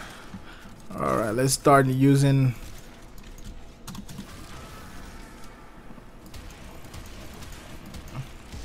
There we go. There we go. Let me see what other question. Rhino, you say you love Alad V. Alad V is actually one of the really is a lovable villain. Well, is a lovable character in Warframe. Well, let's put it that way. The decision on if he is a villain or not is based on our own perspective. But he is his character is not like, you know, just downright evil and all that kind of stuff. Here we go. Oh man.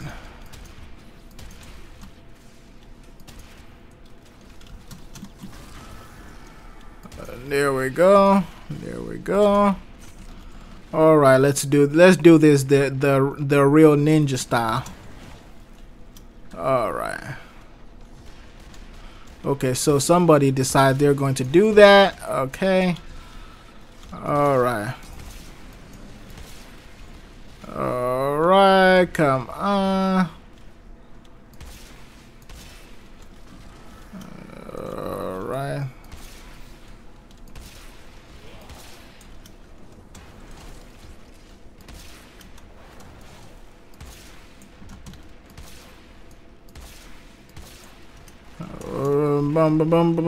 I don't even remember how we did this last time. I totally forgot how we...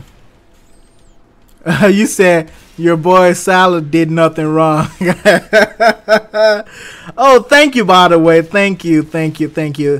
This is the operator outfit combination that I used in the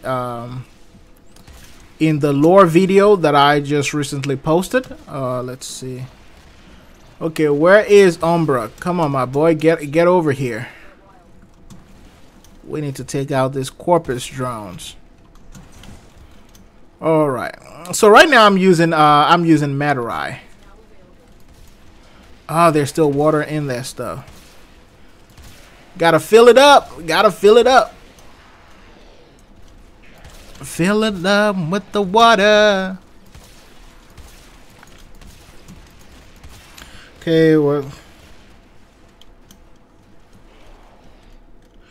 Alad V versus Nicolas Cage. Oh, you said Alad V looks like Nicolas Cage. He does look like Nicolas Cage. I'll be honest, he does. There we go. By the way, when you're doing things in low levels, you know, we're not gonna be long in this mission because it's going to be easy peasy. Easy.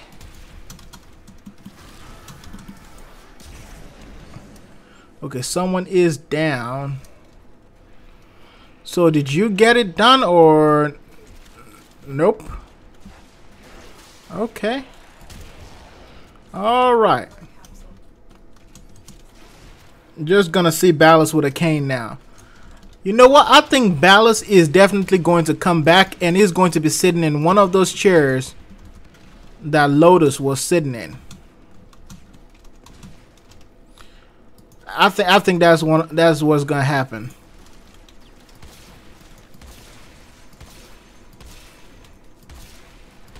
It's going to end up. I think Ballast will end up transferring his own consciousness into becoming a full-fledged sentient.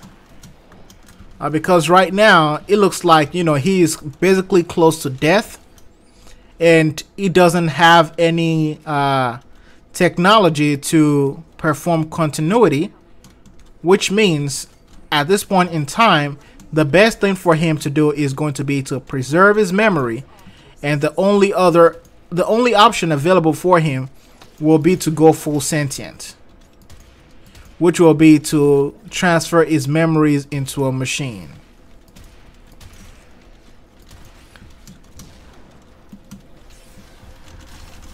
There you go. Come here. There we go. Where's this? Where's the rest of y'all? Okay, somebody must be fighting a sentient here. Where are the rest of them?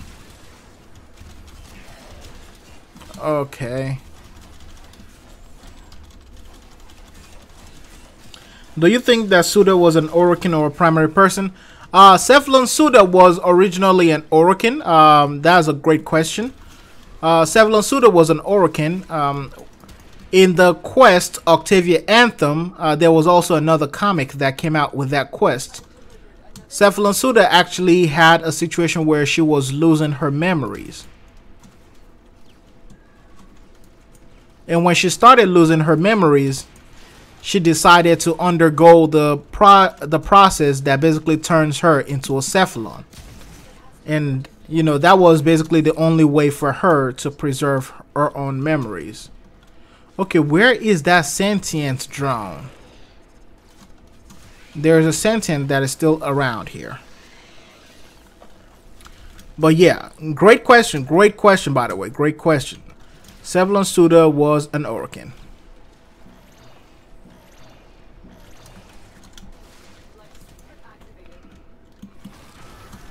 Oh no, you did not. There we go. It's always fun using Excalibur on low levels, because it feels like the most powerful Warframe ever, even though he isn't. All right. Can we shove orders into an upcoming MOA companions? No. I don't think so. Otis at this point, I think, is basically everywhere because he controls everything. He's able to pilot our... Otis is basically our ship right now. Just like Aya in the Green Lantern series was the ship. Yeah, Otis is the ship right now. And maybe in the future, we might be able to give him a body and he might be able to follow us into battle, like, you know how you deploy those one-time situations, one-time individuals.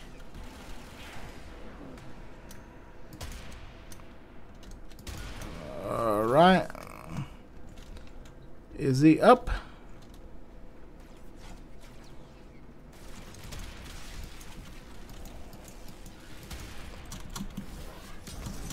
All right, come on. Come on, is somebody gonna try to? Okay, come on. There we go. We already broke that one. Ordis is a sentient. Ordis in a sentient body. That is possible. However, it can also corrupt Ordis, and we already know that Ordis is already jacked up as he is right now. Okay, so putting him in a sentient body might ruin some things for us.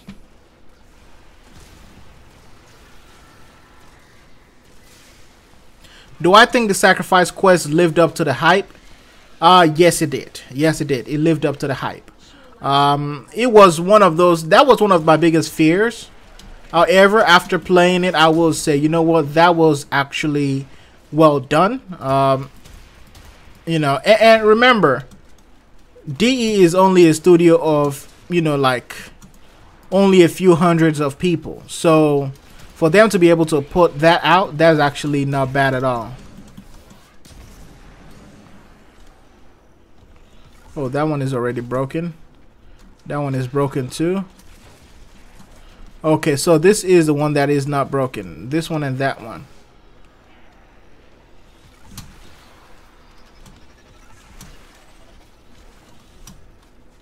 Come on.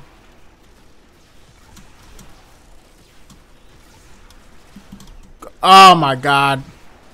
Alright, let me respawn. I keep trying to get the stain. Come on.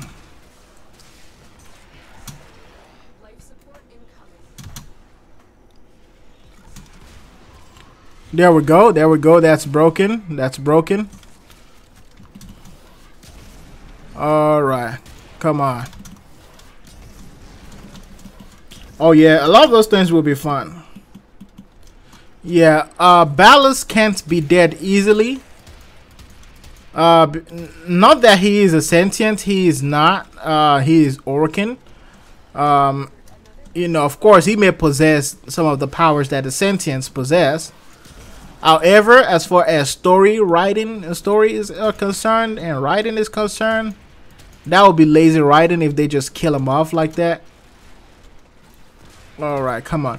How many people do we have in here? Somebody has to at least be able to. Oh my god.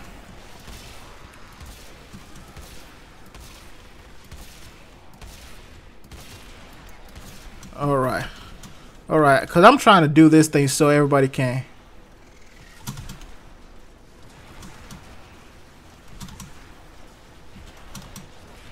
Okay, people need to stop distracting him, man.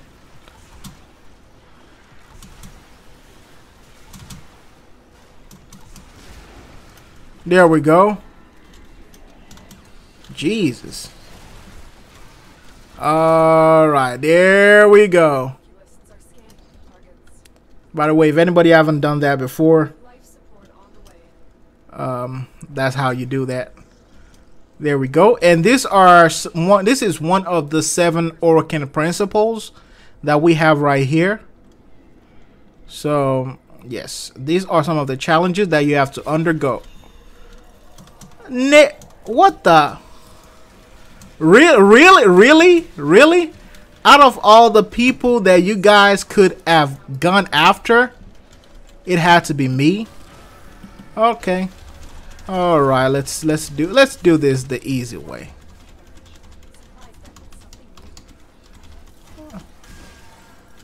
There we go. There we go. Bam, that is Cunning Drift. Oh, here we go. Yep. Oops. There we go. The Cyandana that I'm using, I forgot the name of the Cyandana. When I'm done, I'm going to show it to you. All right. There we go. I should have put on my radio javelin augment, but it is what it is.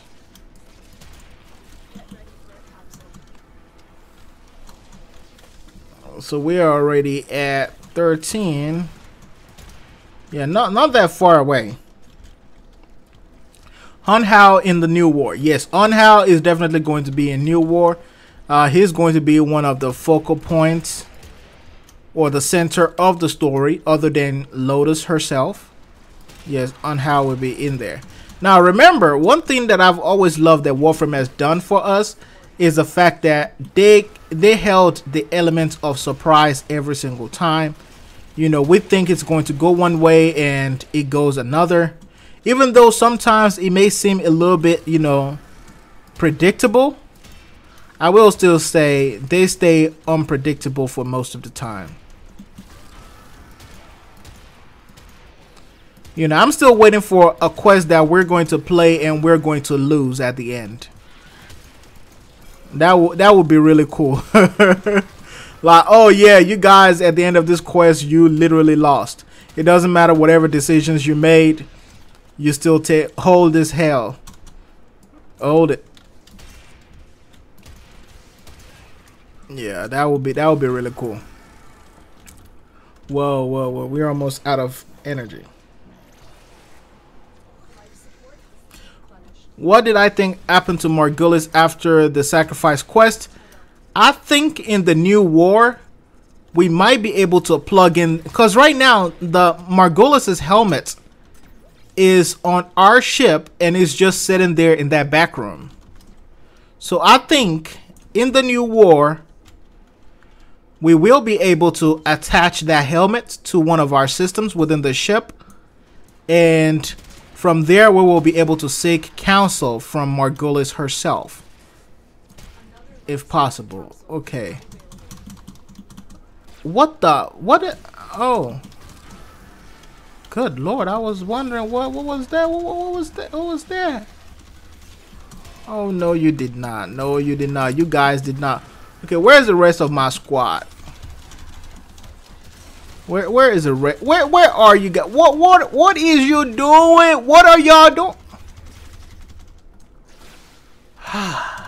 All right, here we go. Here we go. Shit, this mother. I can't even fucking get out of the Warframe.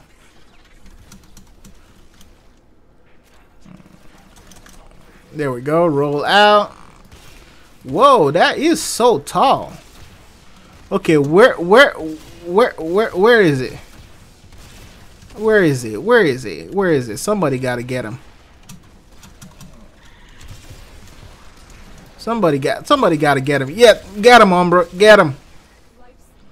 Oh, now you wanna hack him. Now you wanna hack him. Okay. Alright, I see you. Oh, thanks, man. Thanks, man. I really appreciate that.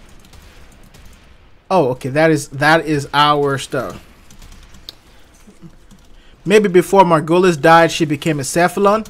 You know what? That is also a possible thing. Remember, in Warframe, when you die, you really don't like just die. You can still retain your consciousness. So she might still have her full self hiding somewhere. And I would love a quest that will go in that direction as well. That would be so amazing.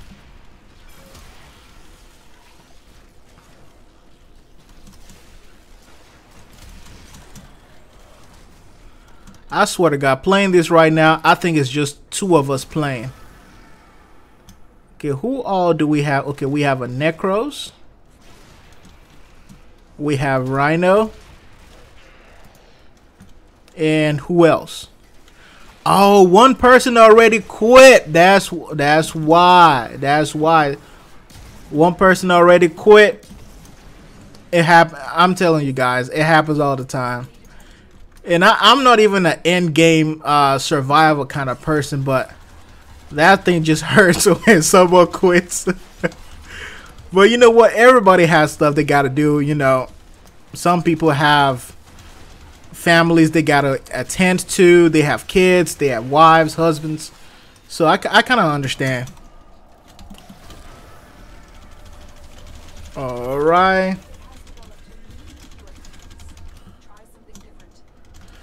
Immunity to your attacks. Humility is not in my dictionary. That word doesn't exist, cuz.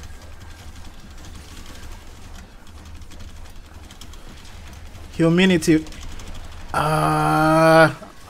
Where? Okay, you know what? There we go. There we go. Oh, now you guys want to get him. Oh. All right. Okay. All right. I see. We have entered the realm of every man for themselves.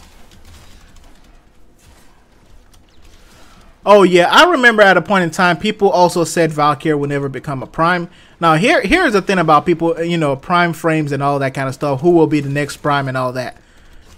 Trust me, DE cannot afford not to make some frames a prime. Not that DE just need that money like that. Prime frames or the prime access are lucrative. They are the best ways for the company to garner a lot of money to cover bills and expenses. So prime frames are very important. If they're going to make 1,000 prime frames, best believe they're going to make them. You know, as crazy as it may seem, that's just the reality of it.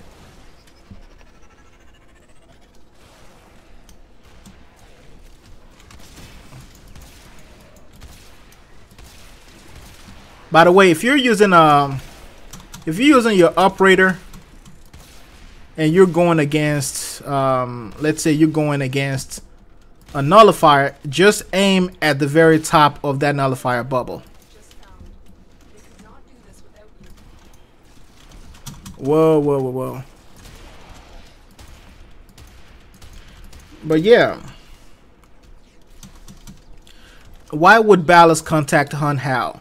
I think what happened was Ballast did not trust anybody else within the Orokin hierarchy to help him with what he was trying to do. And it was more of an act of revenge. You know, it was a situation of, you guys did this to the love of my life, and here is what I'm going to do to you in return. And I think that's what Ballast was going through. You know, you guys know, you know, everybody, we've all fallen in and out of love before, you know. If you don't have a girlfriend or a boyfriend, you know, just imagine the kind of love you feel for people that you really like within your family or friends. Or maybe you're in the friend zone right now, you know, may God help you. You know, I hope you get out of the friend zone one day. But it is one of those things. Now, imagine that person that you love, and then all of a sudden, people that you have no control over, they just decided to take them away. I think that's what Ballast went through, and he just needed someone who would help him fight that battle, and that's why he contacted the Sentients. And you know what? That's also possible that, you know, Ballast got her killed. Like, maybe Ballast was just using her all along. We all have relationships like that too. When somebody uses you, you know, they really don't love you like that. They just needed you for that season. You know, I've been through situations like that before myself. You know, people just want to use you for either your money, your emotional comfort, you know, sex, whatever it is. You know, we live in a world of users, man. You know, everybody's always trying to use somebody for something.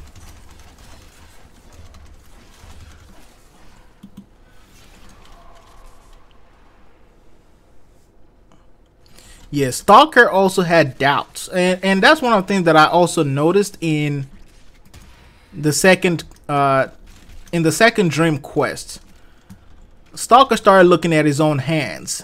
When Anhao told him, like, kill them, like, Stalker was also thinking twice, like, are they really evil though? Are they that evil? But you know what? I mean, he's back to what he used to do anyway, so yeah.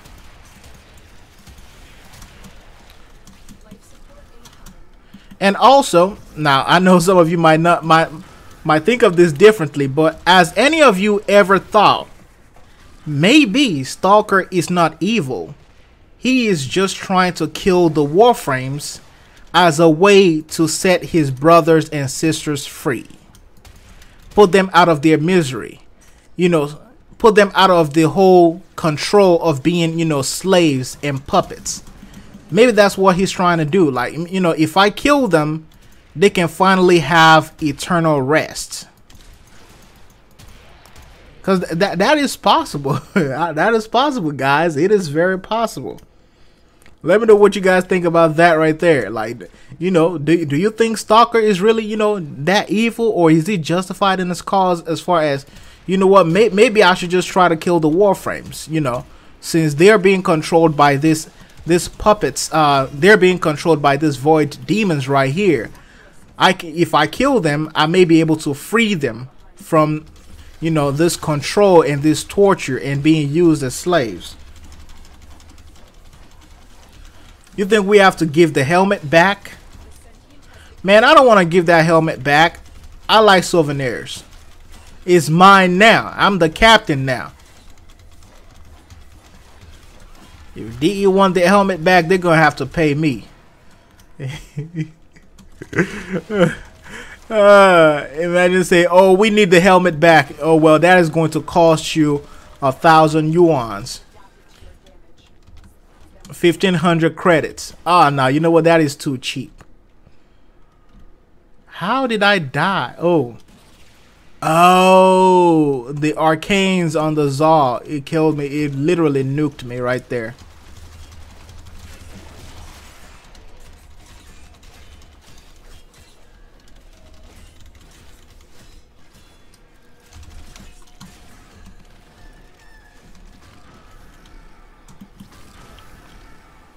Okay, where is that sentient? Where is it standing? All right, there we go. Oh, there we go. Let me get the other one. Come out. Get over here. Whoa, whoa, whoa. Okay, let me see. Are these guys gonna help me do this so we can get what is in here too? By the way, this is also one of the other Orokin challenges. So this one right here is going to drain your shields. And okay.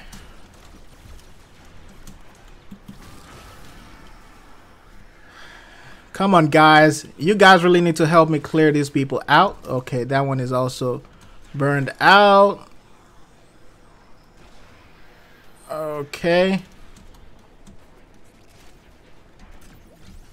Okay, did I do it? Oh, there we go. Oh, now you guys want to come in. Okay, I see. I see. You made me do all the extra work. Now you want the free mods as well. Okay, so let's get this one. So this one is how you get power drift.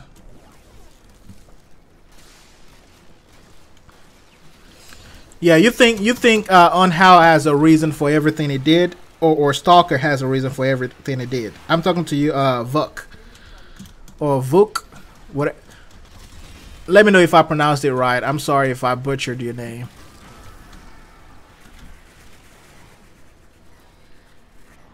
You said leech is gonna leech. Yeah, people gonna leech. I'm telling you guys, you know, if you have never been in a relationship yet, well, you know, use whatever is happening in society right now as a lesson before you get involved with anybody, because the current culture of society, men are trying to leech off from women are trying to leech off from men. It goes both ways now. You know, it's so crazy. You know, people get married to somebody just so they can divorce and take the money. You know, marriage is like an investment now. You know, you invest 2 years in a child and bam, you're set for life. Child support and alimony. And you know what? It's so crazy. Men do it, women do it. It's crazy.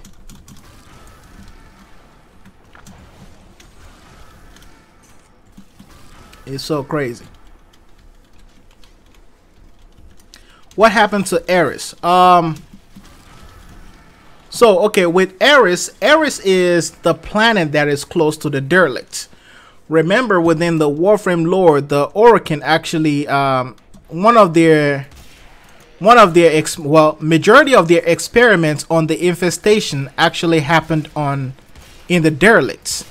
So, with Eris being the planet that is much closer to that, The biggest possibility is that the infestation either comes from Eris and was genetically engineered by the Orkin, or after what happened in the derelicts, it spread to the next planet, which was on Eris. Because based on the lore in the sacrifice, you know, the derelicts, as Bala said, became guardians to their experiment. It became guardians to their investigation. It made them rich. It became answers to a lot of their prayers. So it could have been a situation where when the infestation also got out of hand, a lot of people were trying to run away and escape. And some of them escaped to the closest planet away from the derelict. And the closest planet they were able to get to at that point in time had to be Eris. And for that reason, Eris ended up inheriting all those infestations.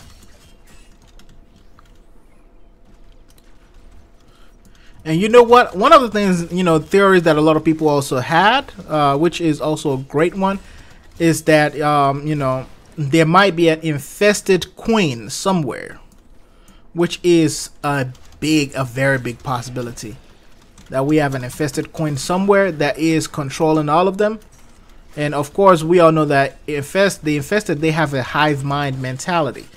So there could be a situation where, all of them together are one single organism, or they could be controlled by one single organism at the very top of that hierarchy, which will be the queen.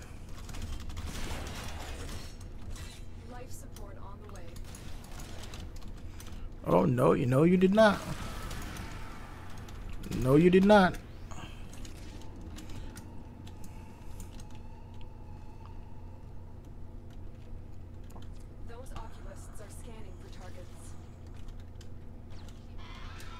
Oh yeah, I remembered a lot of the different things. You know what? You guys got Konzo is like that old man. You know how old people can sometimes be annoying, but they drop a lot of gems. They have so much knowledge. That's how Konzo is. Sometimes I don't want to talk to him, but then when he says stuff, you be like, wow, this man knows a whole lot. But yeah. Konzo did share a lot of information about Plague Star, well, about Eris during the Plague Star event.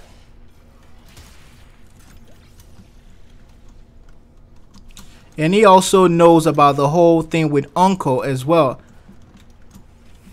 Of course, he did not know that Uncle was able to possess the abilities to travel back and forth in time. Being able to see it, if that is how they want to put it.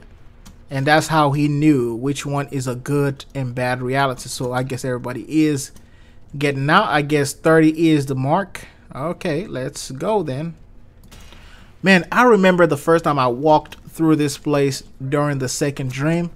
It felt so good. I had that. It was just so amazing. Like, oh my God, this looks pretty. All right, okay. So I'm guessing everybody is heading out. All right, not bad. Let me go over there. Let's see what we have here. I've delivered another life support capsule. Are the Tenno channeling the void in the Warframes? Yes, you can say that. The Tennos are the ones. Basically, the way it works is the Tennos have the void energy. However, the void energy can only be in one form. The Warframes are basically the ones that give the void energy its different properties, which now means you're able to channel it into Exalted Blade. You're able to channel it into rocks, into toxin, into radiation. Oh my God, this mother.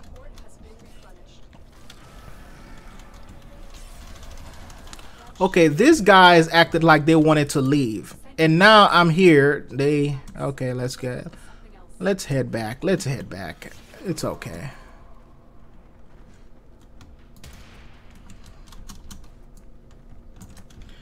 Wonder how would an Ares open world look like? Oh my god, that would be so cool. Ares and open world? Now remember, DE did say once they're done with Venus, they're going to, you know, look at the possibilities and venture out into other open worlds. So if they do Ares next, because, you know, here's how it is. Grenier is Plains of Eidolon. Corpus is Venus. If they do Ares next, Ares will be infested. There we go. Okay, where is that all of them? Oh, there we go.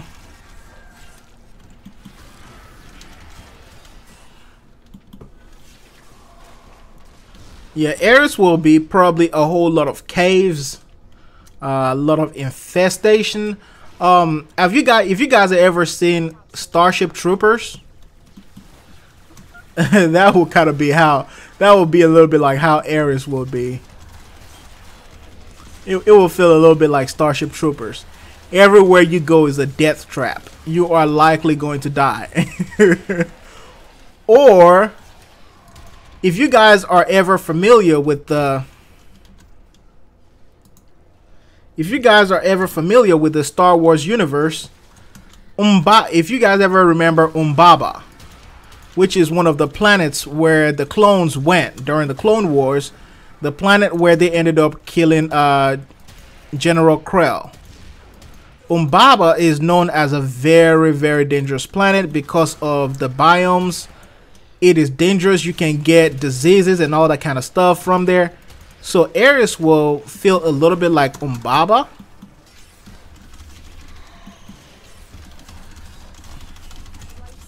Oh my god, let's get him out. Alright, let's clear him out, clear him out, clear him out. Because somebody is really dealing some damage with me right now. Somebody is trying me. Yes, they could possibly use Neptune because of the Myconians. That is a possibility. To be honest, I know the Myconians are trying to preserve their heritage and all that kind of stuff, but those people seem stupid to me, to be honest. And a lot of you guys also pointed it out in my old video. The Myconians are ridiculous. Like, you guys are going to die. You could easily move to Cetus and you'll be good. But no, we want to live in the middle of nowhere where we I shouldn't have done that. Where we could have been killed by infested and all that kind of stuff. So yeah. But what I will say I'm excited for about Venus is the fact that we will be able to get a whole lot of new weapons, new skins. I just want extra suits for my operator. I want to be able to dress and see what the operator's corpus suit is going to look like, because that will be really incredible. And remember, we have Grenier masks on the Plains of Eidolon. So what would a corpus mask look like? That would just be so cool. It would be so cool. So is the Tau system a definite possibility? That is a question from Kizu. They spoke about it in the lore. However, here's how I will put it. It is a possibility, but the way that New War teaser looked, it looked like Lotus went back to the Tau system and joined with her mother or father, whatever it is, and they are coming back to the origin system. So here's where it might go in two ways. Because of that, they could end up fighting us, and we may end up doing that quest here in the origin system, or we might have to go to the Tau system to fight them over there, which will be our way to stop them from coming over here. Yes, and you know what? Also, the thing is, I love Warframe because it reminds me a lot about what I loved a lot about the Mass Effect universe. So I see the Tau system, the venture to Tau system, will be more like, you know, our venture to Andromeda, you know, in the Mass Effect series. And like a complete retard said, that is a funny name, by the way. Like a complete retard said, this is actually not a retarded answer. It might be, it will probably be a long way down the line, mainly because going to the Tau system will also mean that they need to have a Tau system Tau set ready for us as well. Because it will be pointless if we have to go into the Tau system, but we don't have anywhere to land. We don't have any place that we can actually, you know, use for missions and all that kind of stuff. So yeah. Yes, they must finish Venus first. And you know what? The Tau system may be the next expansion after DES finished the entire Origin system with the open world thing. So my guess is that DE will basically, you know, do open world for every planet in the most of the planets in the Origin system. And once they are done with most of the planets in the Origin system, then they will start talking about, okay, now we got to go outside. We got to do something else. We got to go outside the Origin system. A whole new, you know, a whole new planet. So I think that's when they will do that. But until that time, you know, just, you know, enjoy all the upcoming open worlds after Venus, because it is going to be a lot. And you know what? I hate to say this, but DE is actually giving me the Mass Effect that I've always wanted after Mass Effect 3. Alright, let me see if these guys are going to revive me or not. This will be the very definition and test to see if I am alone or by myself, you know, in this right here. Oh yeah, I am definitely alone. I am definitely alone. Every man for himself. I am definitely alone. All alone. There's no one here beside me.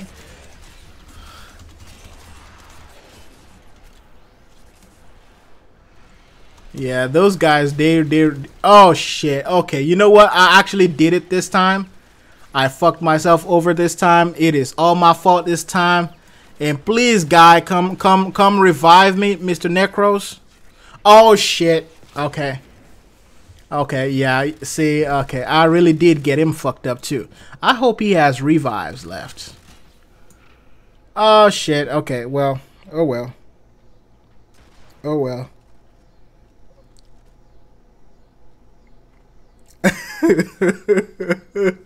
Everybody press F for respect. F for respect. Press it. F. Too soon. Excalibur Umbra. Gone too soon, but never forgotten. We had a long run with you, sir. We were beginning to fall in love with you as our father. But you just had to. You just had to.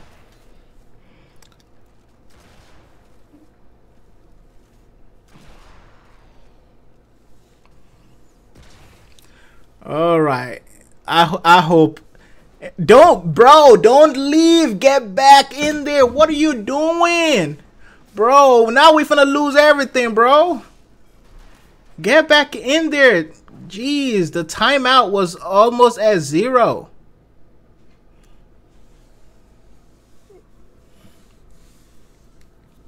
Good Lord, Mr. Man, Mr. Rhino. Thank you, Mr. Rhino.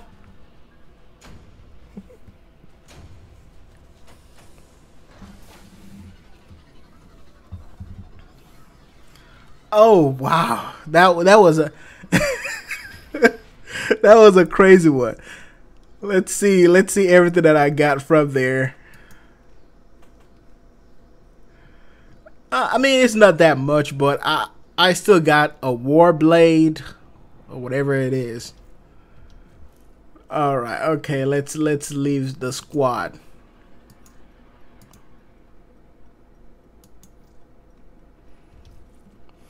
But yeah, Equinox Prime. Okay, do you think the Tau system is maybe 75% possibility due to the Umbra mods having Tau resist on them? That is actually a great question. The Tau system is a big possibility because of that Umbra mod. However, Tau resists could also be hinting at the powers or the energy that the sentients carry with them. However, now that you point that out, it is very, very possible that we might be able to venture out into the Tau system. And you know what? It's DE. They always surprise us. So we never know. We never really know. It could be, you know, we may end up, you know, taking that journey into the Tau system, as a lot of you, you know, I've always wanted. The name of my Syandana, let me check. Thank you for asking. Thank you for asking. It is the Mozi or Mosey Syandana. M as in Marcus, Octagon, Zeta, Iota. M-O-Z-I or M-O-Z-I. If you're from British, English, you know, backgrounds, it's called Z. So, but if you're from an American background, it's called Z. So, M-O-Z-I or M-O-Z-I Syandana. After the New War, what is the next cinematic quest? Jeez. Okay. Here's the thing. As far as the New War is concerned, it's very difficult for me to be able to say which is the next cinematic quest, mainly because it's a tough choice to even know, you know, what the New War is going to give us. If the New War gives us basically everything that we've always wanted, then we will have no reason, you know, to have another cinematic quest within that quadruple, you know, movie, you know, sets or whatever it is, like the Lord of the Rings. So if the New War gives us everything, then that might be the end, and DE may end up starting a whole new chapter where they will tell a different story. Remember, the one we're talking about right now is the stories in the, you know, background of your operator and the Lotus. Basically, let's just call it the Lotus story or the Tenno story. That's how it is right now. So after the New War quest, DE may end that set right there and then begin a whole new story, which could be our times during the Old War. So the New War may be the next quest, and the new quest after the New War could be the Old War. It could be us, you know, going back in time within our memory, remembering how everything worked back then, what happened. Remember, you know, kind of like what how it was in the War Within when Teshin, you know, was forcing us to remember. So that could be a possibility. And it could be another story arc, but we never know. We will have to find out then.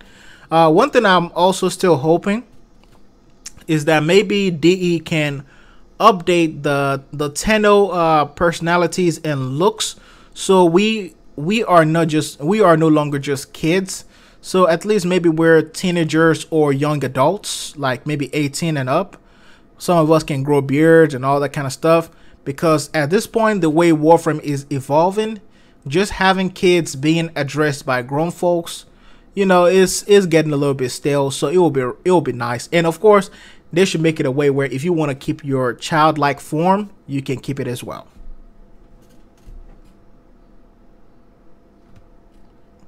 Oh, you got 2% batteries left. Oh, you have a wonderful time, Bogan.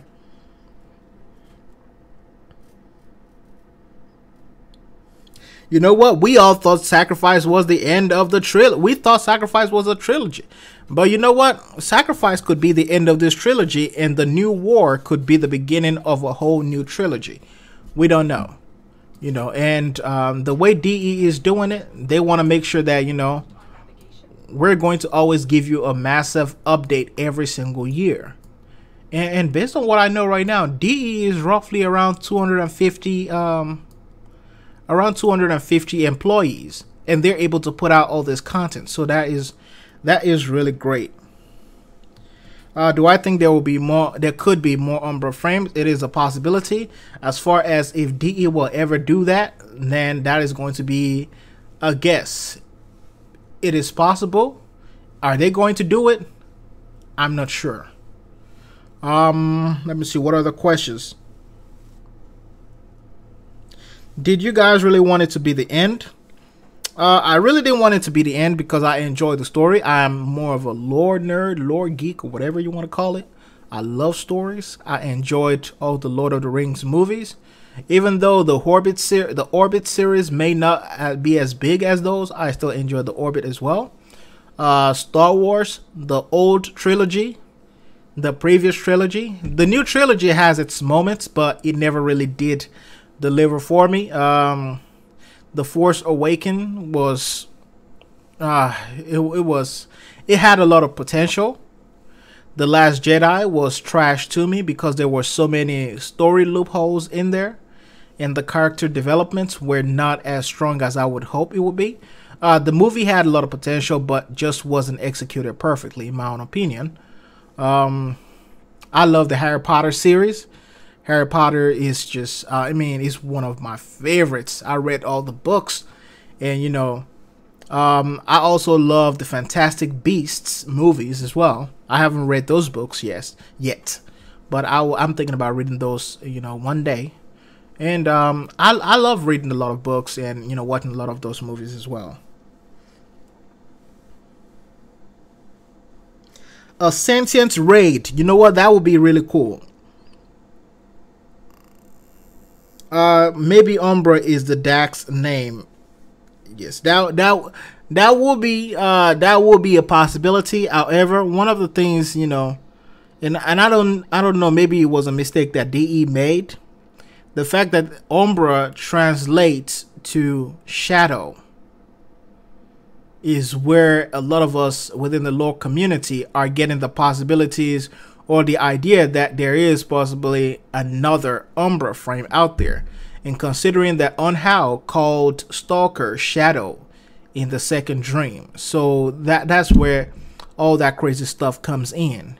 You know, sadly, you know, it would have been so much better if it was just, you know, Umbra is just the name of that soldier, but because Umbra translates to shadow, you know, DE really killed it right there.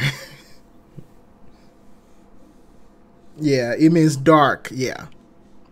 I mean, and look at it. Isa, which was the son of that Dax soldier, you know, shows you that they are, you know, they are black people. So that could be their phrase for black people. No, I'm just messing with you. Let's not put racism into this. I think they're just being in shadow as far as, you know, the light, the bright and shadow side of the moon and all that kind of stuff, you know. Stalker is a shadow, and you know it could be a white man behind all that stuff, and you know, you never know. Anything is possible, man.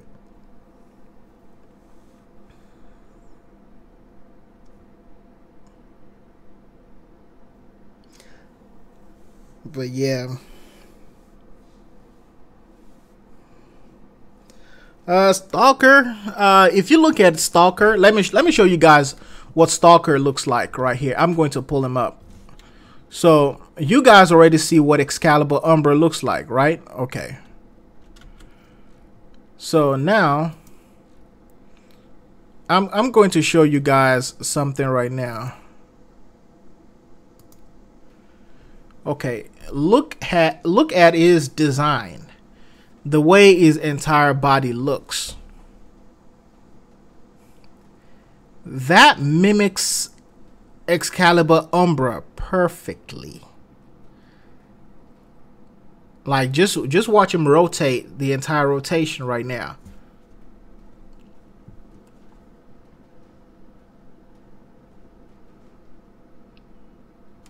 All right, now let me give you a full way for you to see his entire body.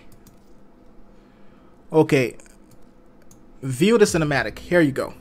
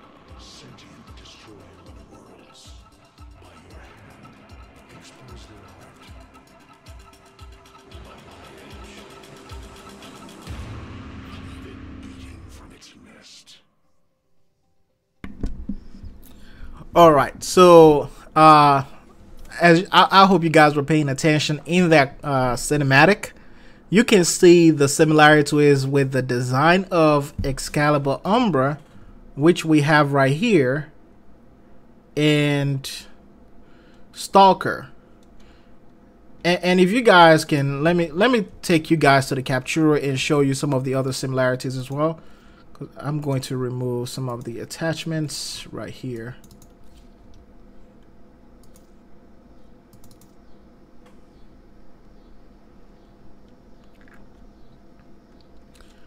Limbo died because he ventured too far into the rift, and he jumped from realities to realities, plane to plane, and bam, at one point in time he basically was lost.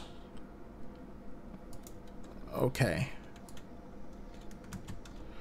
so if you guys notice, this rim right here on the arms right here mimics the exact same one we saw on Stalker's arms, even though the colors were different. Same thing with the legs. The only thing that Stalker doesn't have is this curves right here, this loops right here, this Umbra signs that mimics the Orokin sign for moon or sun.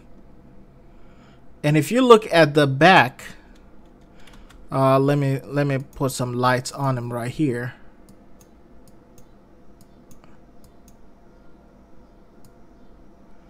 Yeah, if you look at the back without the scarf, you can also see the tail ends as well.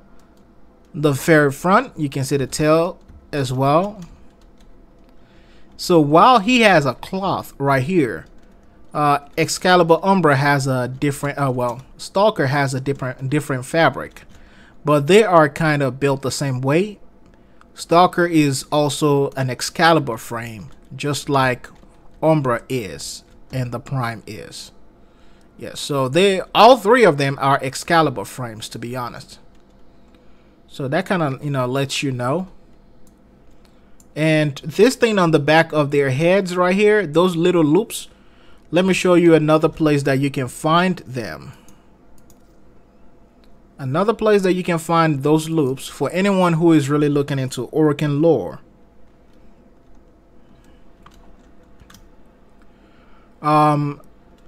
Whenever it comes to examining a culture, one of the biggest things about them, to understand them, is to study their architecture. Every culture has their history embedded in their architecture and their beliefs as well. If you study ancient civilizations, most importantly ancient Kemet or ancient Egypt, to a lot of you, these are basically like the signs of Osiris, or you can consider it as the sign of Seth, But I'm going to turn it upside down. There we go. So that is, as you can see right here, that is basically the sun, the symbol of the sun god. And as you can see, they have the lights right at the very center of it. You know, this also tells you some of the beliefs of the Orokin. The Orokin are a mixture of multiple civilizations. You know, you can see the Roman civilization within their beliefs. You can see ancient Egypt in there. You can see Greece in there, the way they do things. So you can kind of see some of the inspirations as well. And then, by the way, this looks like the kind of tower that is on Venus that generates all that kind of cold stuff. So, and as you can see right there, that looks like a clock. But that is another version of Ayatan sculptures that we have right here. And this one basically has been moving eternally. So yeah. So that's kind of like how that works. And of course you have this. You have a staircase on the right, a staircase on the left, one is on the back, and then you have the central one. This one mimics ancient Greece, how a lot of their lands are laid out. And the massive entrance will remind you of ancient Babylonian designs, the way things stand on the right and left. But with that said, let's get out of Captura.